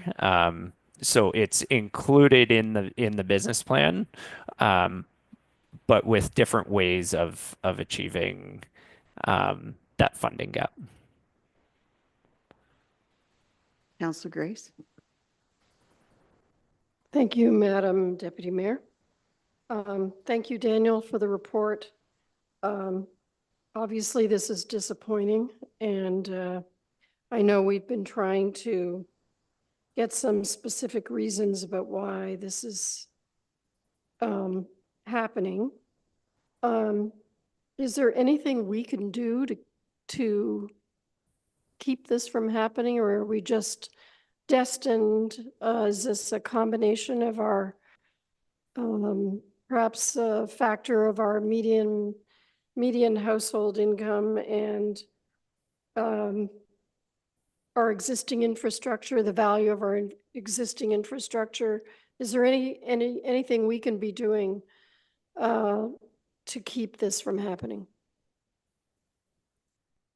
So I don't know if I can speak to the full answer there in terms of what can be done in terms of communications with other levels of government. In terms of I want to emphasize it is a formula-driven change. It is not a decision of the province or a decision. It is a formula-driven change where they previously were using assumptions based on historical data, and now they have moved to a methodology that the attempt is to use current self-reported data from municipalities on how much infrastructure that they have through their asset management plans. One of the important things to note that I've come across in this is the formula itself attempts to adjust for the infrastructure needs of the communities. So rural communities that have a lot of bridges and have a lot of paved roads, a lot of water sewer infrastructure over long stretches, are going to see relatively higher per capita payments than urban areas. And that's not necessarily a change, but as they change the methodology, the intent is that it's a truer reflection of the infrastructure needs of the community. So to answer your question, it is a formula-driven thing in terms of engagement with other levels of government. Perhaps someone else may want to comment on that. I don't see anybody else stepping up to the plate. But are there other members of council? Councillor Halpin? I'm not interested in answering that question. I have a different question, just to be clear. I had a constituent ask me this, and I know I've asked this before. Why are we using Wellington DuPont to talk to the government? Like, you know, they're their tier. There's the government. You know, we're a tier of government. Why do we have to go through a consultant to talk to the government? Why are we doing that? Thank you. Through you, Madam Chair. Wellington DuPont was hired in order to help us with grant applications for various infrastructure projects, including the Aquatic and Wellness Center. As part of that contract, they've offered to elevate certain issues that we bring to the table in addition to that work that they're doing for us. So after, I think it would be fair to say, Daniel, after several months of our finance team trying to reach out to staff at the ministry, we felt it was important to bring it to Wellington DuPont, which allows us to elevate it to the ministerial level. So we're talking now to the minister through them as opposed to staff. So we're trying to elevate it to a political issue. So it's the same as you would see in the work that we do in our advocacy when we go to Roma. And so that is one of the things that we've highlighted this year to take to Roma is a discussion on the OCIF funding and what's happening to the town of Saugeen Shores through that new formula as Daniel described. Yeah. So I'll add on to that. Working with ministry staff prior to the engagement of Wellington DuPont was certainly frustrating process. I think it was helpful to get the attention of the minister's office. And I want to redo on my response in terms of whether anything can be done. I'll just say that I don't necessarily believe anything can be done to change the formula. We are working with the asset management team to ensure that we are reporting as much infrastructure through the self-reported template as possible. So as staff, from a finance and asset management perspective, we will be trying to ensure full, accurate data that gives us the best opportunity for the formula to reflect payment towards our infrastructure needs. Councillor Matt. Thank you, Deputy Mayor. I watched an interview with the Minister of Finance a few days ago, interviewed by Steve Paikin, who does a great interview, by the way. And they were talking about the financial situation in Ontario, and he was describing to the interviewer how wonderful and rosy the situation is in Ontario, and then in fact we're on the way within maybe 2 years of having a balanced budget in Ontario, and the news was so good that they're planning on giving a check of $200 to every man, woman, and child in Ontario next year, but it's not to buy votes. They've made that quite clear. It's not to buy votes, but I would think, I hope that at Roma we get a chance to, and I'm sure there'll be other municipalities, looks like half that have had decreases in this OCIF funding. We'll try and make the point, and if I get the chance, I'll get up to the microphone and make the point also that, you know, sending out checks for $200 to people who are not expecting it, or in some cases, people who don't need it. In a lot of cases, like, I don't think $200 is going to change my lifestyle in any way substantially or not. But they're choosing to do that with this money as opposed to reinvesting the money into good things like roads and bridges and infrastructure in our community. So I was going to suggest maybe that we write a letter to the minister, but I think we're only a little ways away from Roma, and I'm sure this is going to be a hot topic during that conference. So I'm looking forward to attending Roma and bringing that message to the minister, Peter Bethan Falvey, that we're not particularly thrilled with these cutbacks, and we can see a trend, and the trend is not good, even though they're anticipating trends in the opposite direction. So thank you. Councillor Davinsky. Thank you, Deputy Mayor. It wasn't too long ago, and no one's mentioned it this evening, that our MPP, Lisa Thompson, I don't know if she's been contacted in any shape or form. And we had her here not too long ago for a luncheon. And we told her about our concerns. She took those concerns with her. Exactly how much was done, I don't know, but at least we went up one level. And I would like to suggest that we do the same thing again and have Lisa Thompson back. And this could be one of the issues, although it's based on formula, as Dan says, and there's probably too much that can be done with it. But that doesn't mean we shouldn't be able to get a detailed response from the ministry staff. They work for us like they work for the minister, and we're entitled to that, even though we know it's going to say, here's why you can't have any more money. But we need to involve, I think, Lisa Thompson, because she is a member of the government and has that inside track. So that's what I'm suggesting tonight. Thank you. Through you, Deputy Mayor, thank you for that suggestion, and we will take that feedback and extend an invitation to Lisa Thompson to attend a meeting with council to hear Saugeen Shores issues. Councillor Stack? Thank you. If I could add, perhaps we could invite her specifically with a specific itemized list, and then we can advise the public whether she's willing or not to engage in that discussion with us. Because I've noticed, we have no issues getting representatives here when we're celebrating and recognizing the community, which is really important.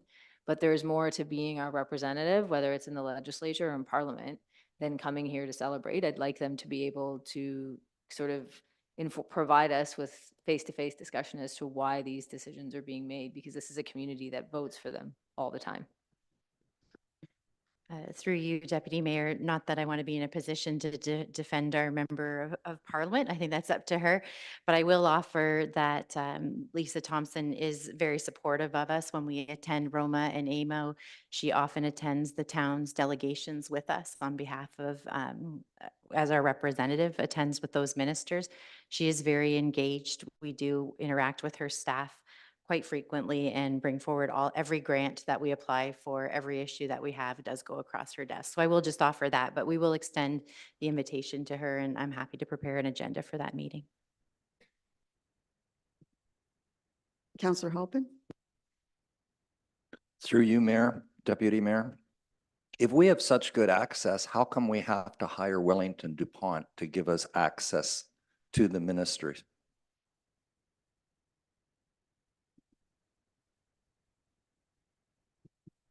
Through you, Madam Chair. I don't know that I can offer any more than I said with my last answer.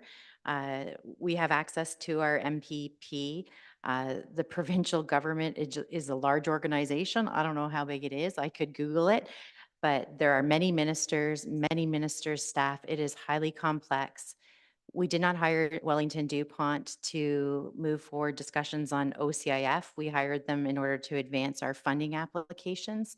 They offered to help us on this because we were hitting such a wall with interactions with staff. As you heard from our staff, they tried for several months, could not get answers.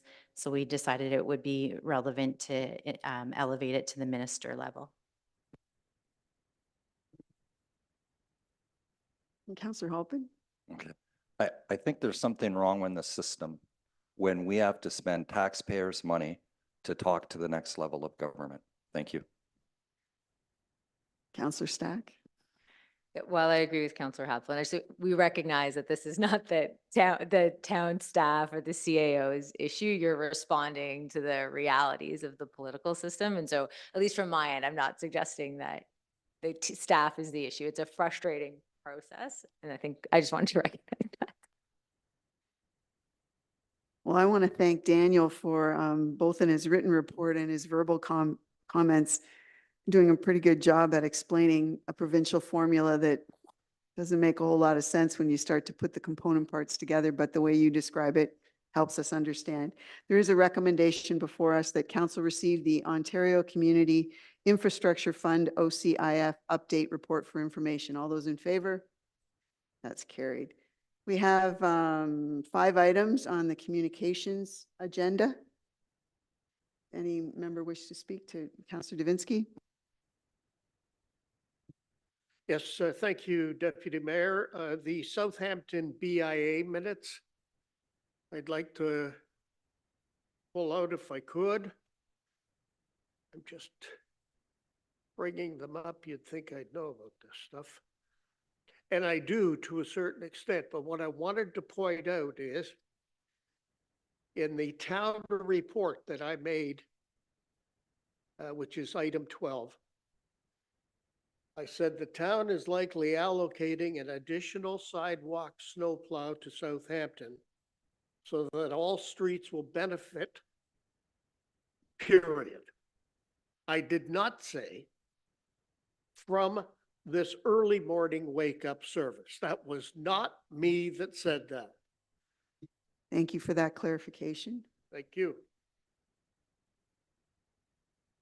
I can comment that the snowplow around the arena is pretty early morning wake up for me, 3:30 most days. Any other comments about any of these items? Okay, then we'll move on to report of municipal councilors. Vice Deputy Mayor. Yeah, thank you, Deputy Mayor, and I just want to congratulate all those who helped with the food bank last Friday, the day after Halloween. I went over to the boathouse and made my cash donation and thanked the volunteers for all their good work that they were doing that day. Boy, they were taking in a ton of canned goods, so it was really good to see. November is an important month in that men across Canada will be growing a mustache in support of raising awareness and funds for men's health, especially prostate cancer, testicular cancer, mental health, and suicide prevention. And I just want to throw this out there to the community that, and to all men and news media who are covering this meeting tonight, that early detection through routine blood work can help save a father, a son, a friend, a partner, and a man's life. And if you're approached to make a donation to a volunteer, it's tax deductible. Make that donation, and in support of raising awareness for prostate cancer. And I'll just leave it at that. Councillor Grace. Thank you, Madam Deputy Mayor. There's been a lot going on. I want to thank everyone who was involved in organizing the Halloween event on Halloween evening at Fairy Lake. I believe there were over 550 people involved in that, and despite the fact that the weather closed in about halfway through, it was something that has been established now, I think, as a wonderful tradition, a wonderful community tradition that is really terrific for our children and their families. And I also want to thank all of the local businesses who provided trick-or-treating opportunities for families on the weekend throughout our downtowns. You're very busy, and it was very generous of you to provide that opportunity as well. I wanted to remind people that the community dinners at St. Paul's Anglican Church have started again. They started in October, and they are held on the second and fourth Wednesday of each month, October to May, from 5 to 6:15 p.m. And I know some has been said about the human trafficking event that was held at Faith Lutheran Church. So I want to thank Faith Lutheran Church for hosting that event. Over 250 people there, organized by Aaron Zorzi and the Port Elgin Rotary. And, you know, it was fantastic to see our Saugeen Shores Police leadership in this.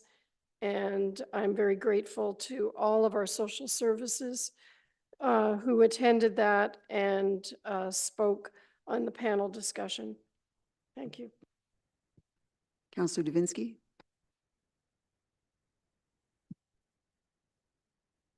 Thank you, Deputy Mayor. On October 30th, I attended the RBC Business Symposium right here, as a matter of fact, as did you. And it was an interesting get-together. Some of it was above my pay grade when they were talking, but I was happy to see our deputy mayor bring it back down to local with a question about local, because it was getting way out there. I had gone because I'd hoped the Southampton BIA members would be there, but it was the wrong time for them, 8 a.m. to 11 a.m. They may have found it interesting. And then on November 5th, I did attend the AGM of the BIA.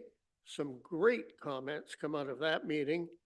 I thought it was well handled. Again, our deputy mayor was there, as was Councillor Cheryl Grace.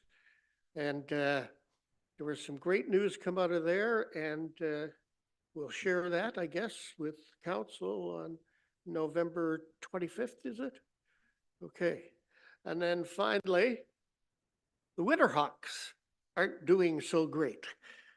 They're having a problem here winning, and I think the problem is us, the fans. We've got to show more support. So they're on the road for a while now. November 22nd is the next home game for your Saugeen Shores Winterhawks. Councillor Mayette? Yes, thank you, Deputy Mayor. I don't have very much to report, except I'll just say thank you to the staff at the Rexall Port Elgin store, who are providing COVID shots and flu shots. And my wife and I took advantage of that opportunity last week, and I encourage everybody to get their COVID shot. COVID has not gone away. It's still around, so get your protection while it's available. Thank you. Councillor Halpin. Councillor Stack. Thank you. Just a quick one, a reminder that it is the Port Elgin BIA Shoppers Night on Thursday this week. Depending on which sign you read, it starts at around 5. 5:30 is what the sign says, but it starts at around 5 to 9 on Thursday. Thanks. Thank you. I have been the acting mayor for a week, and so did a couple of things on behalf of the mayor and a few things on behalf of myself, but I just wanted to comment that I very much appreciated the interactions that I had with both the Director of Public Works and with the Fire Chief, who I had occasion to ask them questions or have them be close enough to offer support if needed at various events around the community. So thank you to both Mark and Ed. I was at the economic development activity here at the NII with RBC and the Nuclear Innovation Institute and Bruce Power. What I will say is that at that meeting I met Agnes, whose last name escapes me, but Agnes is now the full-time manager of the RBC location in Saugeen Shores. That's a real win for us because we did used to share a manager with another location. So Agnes is here full-time. Very excited about that. Councillor Grace and I attended a little table talk, town hall kind of meeting at Hampton Court. We had I don't know if we were the captive audience or they were the captive audience, but we sat down with a group of women there and just shot the breeze about all kinds of things going on in town. And the first thing that came up was the condition of sidewalks. So they get out and about. So we look forward to doing that in the future. If anybody else wants to join, I try and do that a couple times each year.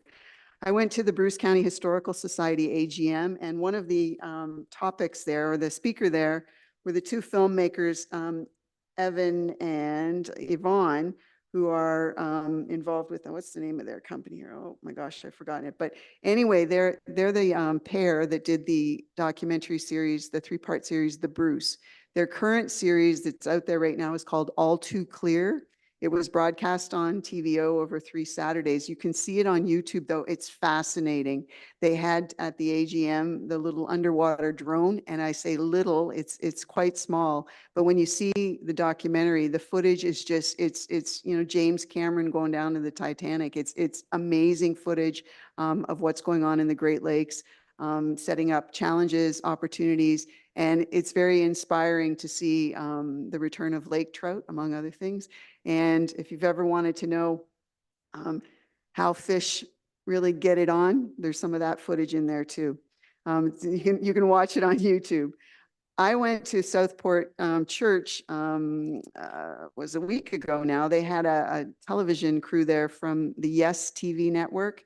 The church is involved in a number of activities, but there's a prayer network that they're very involved with. So Yes TV was there doing some filming. They were out and around Saugeen Shores as well. So I was able to participate in their program. I believe it's going to be on Yes TV the first or second week of December.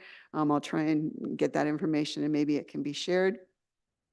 I went to the Southampton BIA AGM, as Councillor Davinsky mentioned. I also went to the Port Elgin BIA meeting last week, and Councillor Stack mentioned Shoppers Night.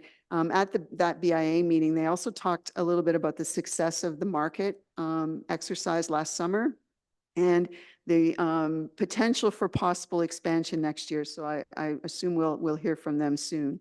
A couple of the bigger things that I did, perhaps, where I got to go to County Council again last Thursday. And it was it's always an interesting experience, but they were talking about their budget. So it was a good sort of preamble to our own business planning budget meetings coming up.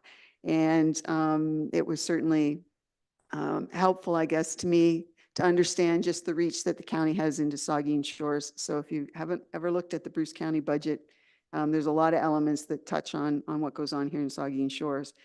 I also went down to Bruce Power last Friday. The CAO was also there for the announcement about the Minister of Energy was there, Stephen Lecce, and Lisa Thompson was there as well, and also Rick Byers. There was an announcement about how isotope manufacturing will be taking place right here in Bruce County. We will no longer have to send off material off to Germany to have it created or produced into a product that can then be used for cancer treatments. That facility will now be available in Bruce County. They didn't say where, but Bruce County is much closer than Germany. They also said that Unit 4 was about to start being refurbished in March.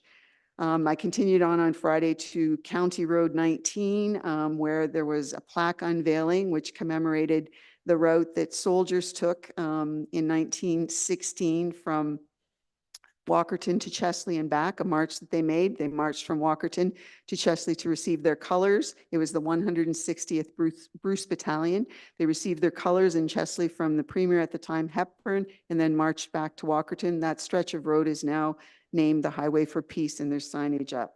I did want to end by saying that many of us were at Remembrance Day services today at both the Port Elgin and the Southampton cenotaphs.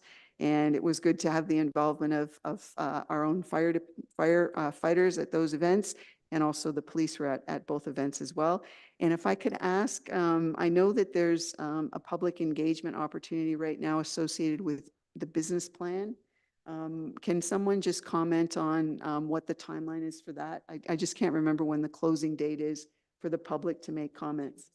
Oh, yes. Thank you, Deputy Mayor. I don't know. I'm looking at the back at Jill if she knows the closing date for it. I believe it's maybe the end of this week in order to allow us to prepare the response in order for council consideration on the 20th. But the director of will be able to answer it better than I will when he's back in the room. But access to the feedback is via the website. Is that correct? Yes. Okay. Thank you very much.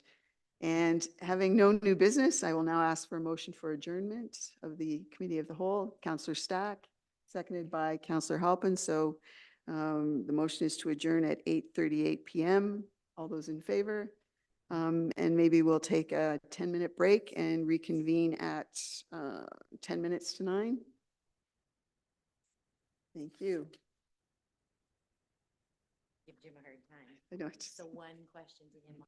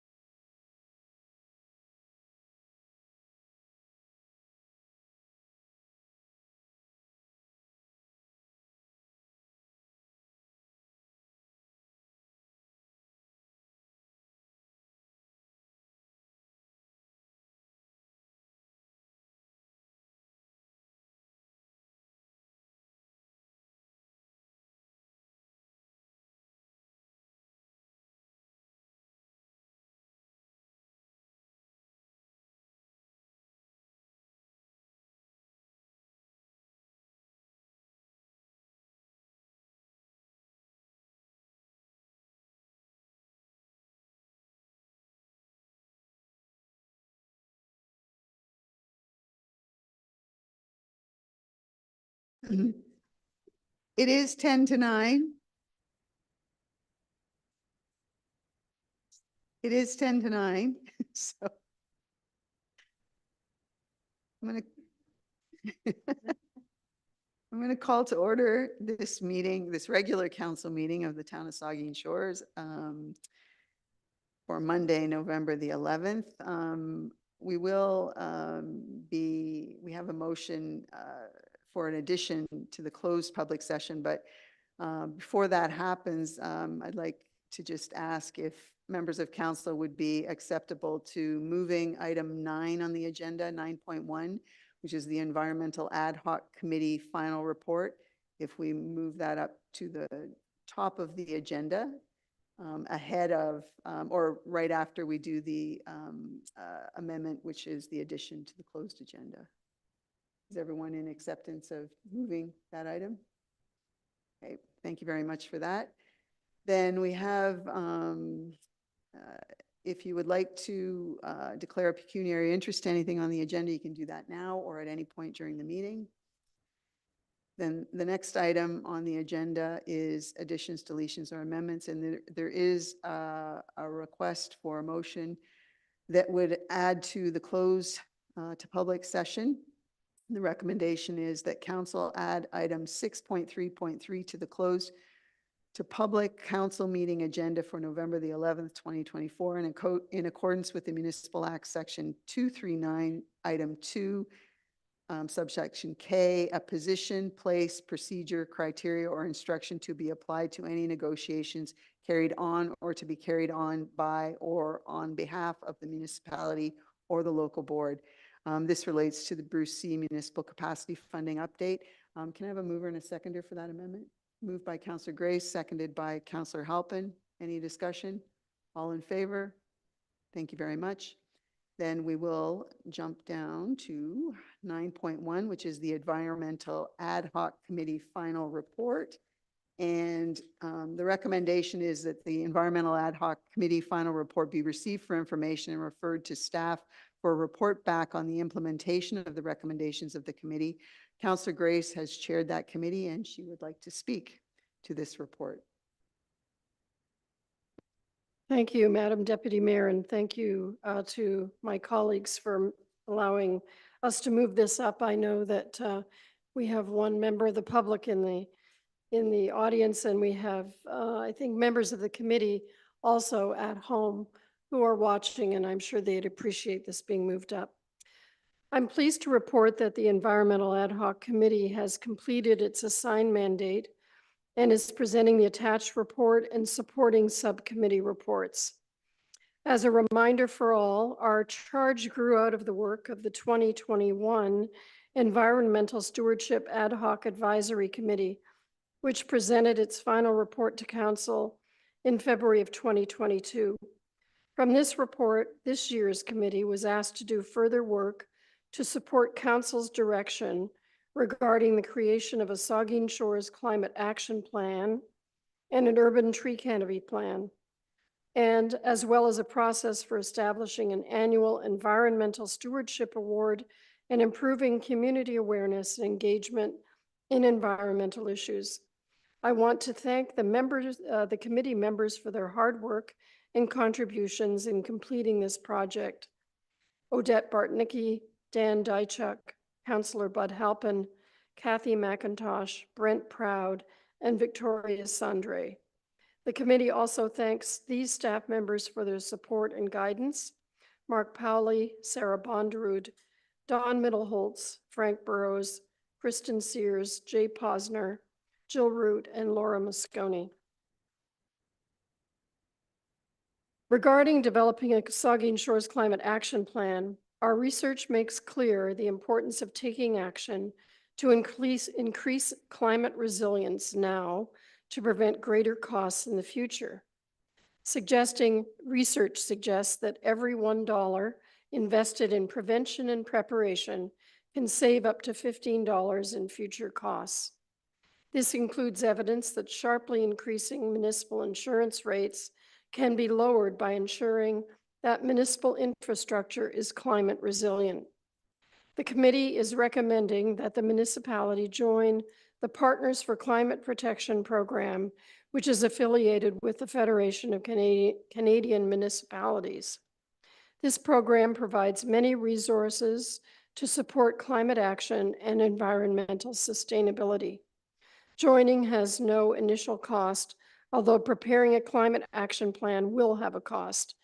How much depends on whether outside expertise needs to be hired. Very importantly, there is also a much greater grant funding availability for municipalities with climate adaptation plans through programs like Infrastructure Canada's Green Municipal Fund.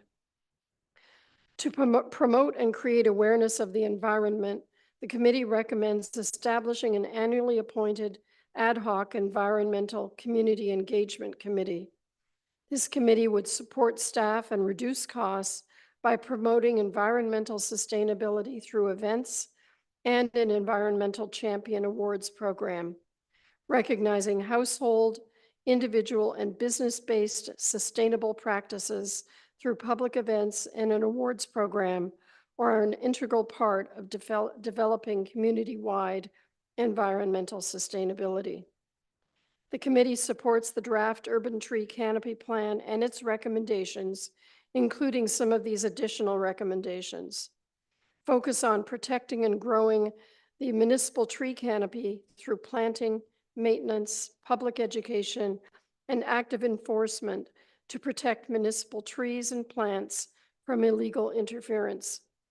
Regarding trees on privately owned lands, we recommend developing canopy protection at the level of woodlots and significant woodlands. For individual trees on smaller lots, focus on preservation, education, and incentivization through expanding subsidized tree planting programs, I should say. And also encourage public engagement and increase data collection through the development of a citizen scientist type reporting system on the numbers of private trees, including significant trees. In conclusion, the committee believes that no municipality is too small, nor is it too early to create and implement a climate action plan and improve its level of environmental sustainability.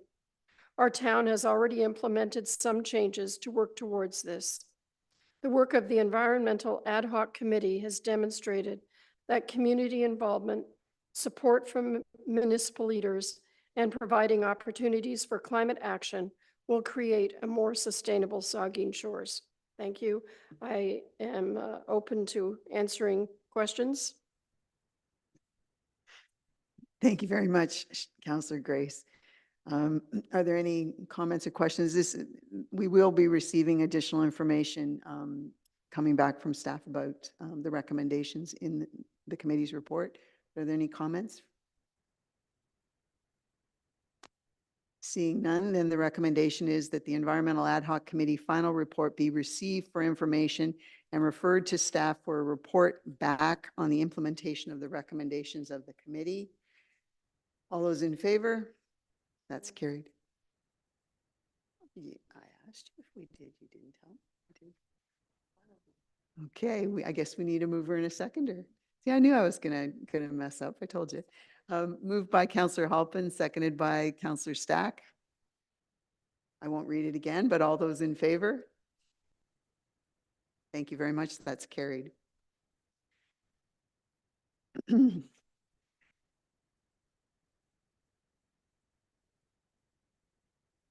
We have two sets of minutes. The recommendation is that council adopt the minutes of the regular council meetings of October 21 and October 28, 2024, and note and file the minutes of the committee of the whole meeting of October the 28th, 2024 has presented. Can I have a mover and a seconder for that? Moved by Councillor Grace, seconded by Councillor Davinsky. Any discussion about the minutes? I believe there was one thing that was going to be corrected. I think we noted that you were at, Councillor Mayette was at a meeting that you weren't at. So that's been picked up. Thank you through you, Deputy Mayor Huber. Yes, so for the October 21st, we'll be moving Councillor Myatt from attending to absent. Thank you. Anything else? All those in favor then? And that's carried. So now it's recommended that we go into a closed public session, and the recommendation is the council move into a closed to public session in accordance with the Municipal Act 2001, Section 239, subsection 2, with item C, a proposed or pending acquisition or disposition of land by the municipality or the local board, D, labor relations or employee negotiations, and K, a position, plan, procedure, criteria, or instruction to be applied to any negotiations carried on or to be carried on by or on behalf of the municipality or local board. Can I have a mover and a seconder for that? Moved by Councillor Stack, seconded by the Vice Deputy Mayor. All in favor? Okay, we'll go into closed.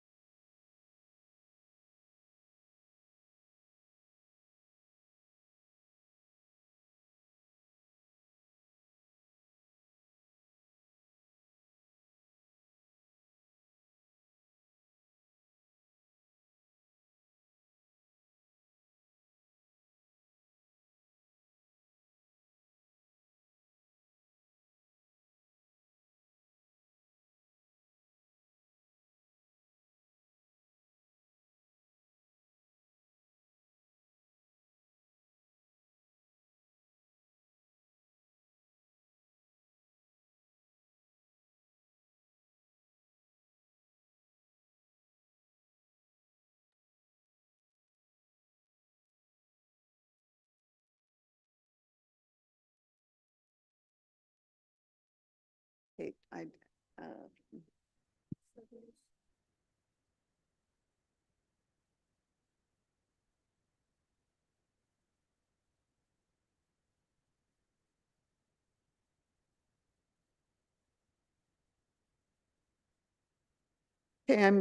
we're going to resume our meeting. So there's a recommendation that council arise from the close to public session and resume the regular council meeting. Can I have a mover and a seconder? Moved by Councillor Halpin, seconded by Councillor Mayette. And I will report out that during the closed session, council provided direction to staff concerning a proposed or pending acquisition or disposition of land by the municipality, and labor relations or employee negotiations, and also gave direction related to a position plan, procedure, criteria, or instruction to be applied to any negotiations carried on or to be carried on by or on behalf of the municipality.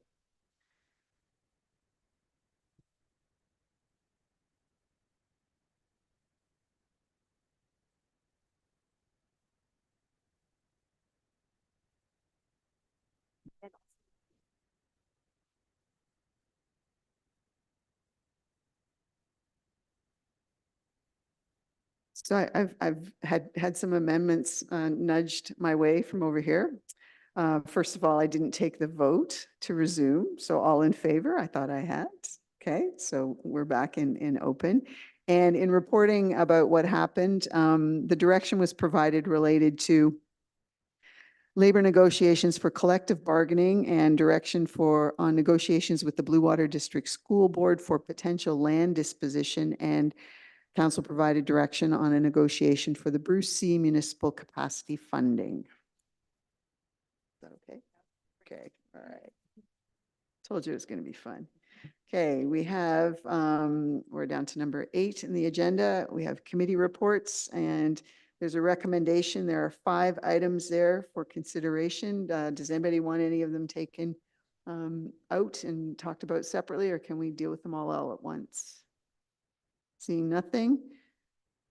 So I need a motion to, the recommendation would be that council receive the landfill optimization environmental assessment terms of reference report for information, that council receive the public engagement comments and feedback on High Street reconstruction and Cenotaph improvements project report for information. The council approve the capital budget pre-approval report dated October 28th, 2024, totaling $2,321,548.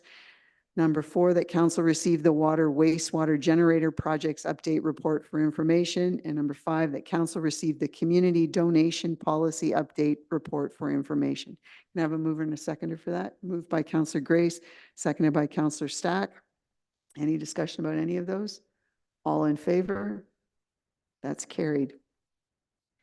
We also have a committee report, which the recommendation is that council endorse the resolution from the town of Bradford West, Gwillimbury, regarding the Ontario Deposit Return Program, and that this resolution be circulated to Premier Doug Ford, the Minister of Finance, Peter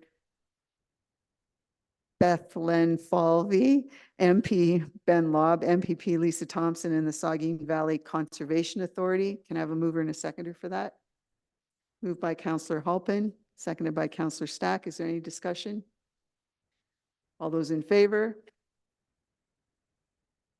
And then we have a notice of motion concerning intimate partner violence. That will be on a future agenda. So it's just here for information at the moment.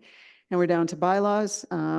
We have a recommendation that bylaw 87-2024 is hereby read a first, second, and third time passed and sealed this 11th day of November 2024. This is to authorize, it's the authorized procedural bylaw. Can I have a mover and a seconder for that? Moved by Councillor Grace, seconded by Councillor Stack. Any discussion? All those in favor? And one more, that's carried.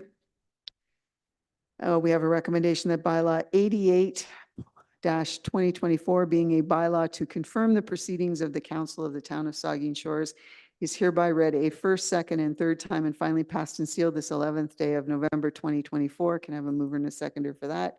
Moved by Counselor Stack, seconded by Counselor Halpin. All those in favor? That's carried. One more. A recommendation that this regular council meeting of November the 11th, 2024 hereby adjourns at 10:06 PM. Can I have a mover and a seconder for that? Moved by Counselor Stack, seconded by Counselor Mayette. Any discussion? All those in favor? The meeting is adjourned. Thank you very much.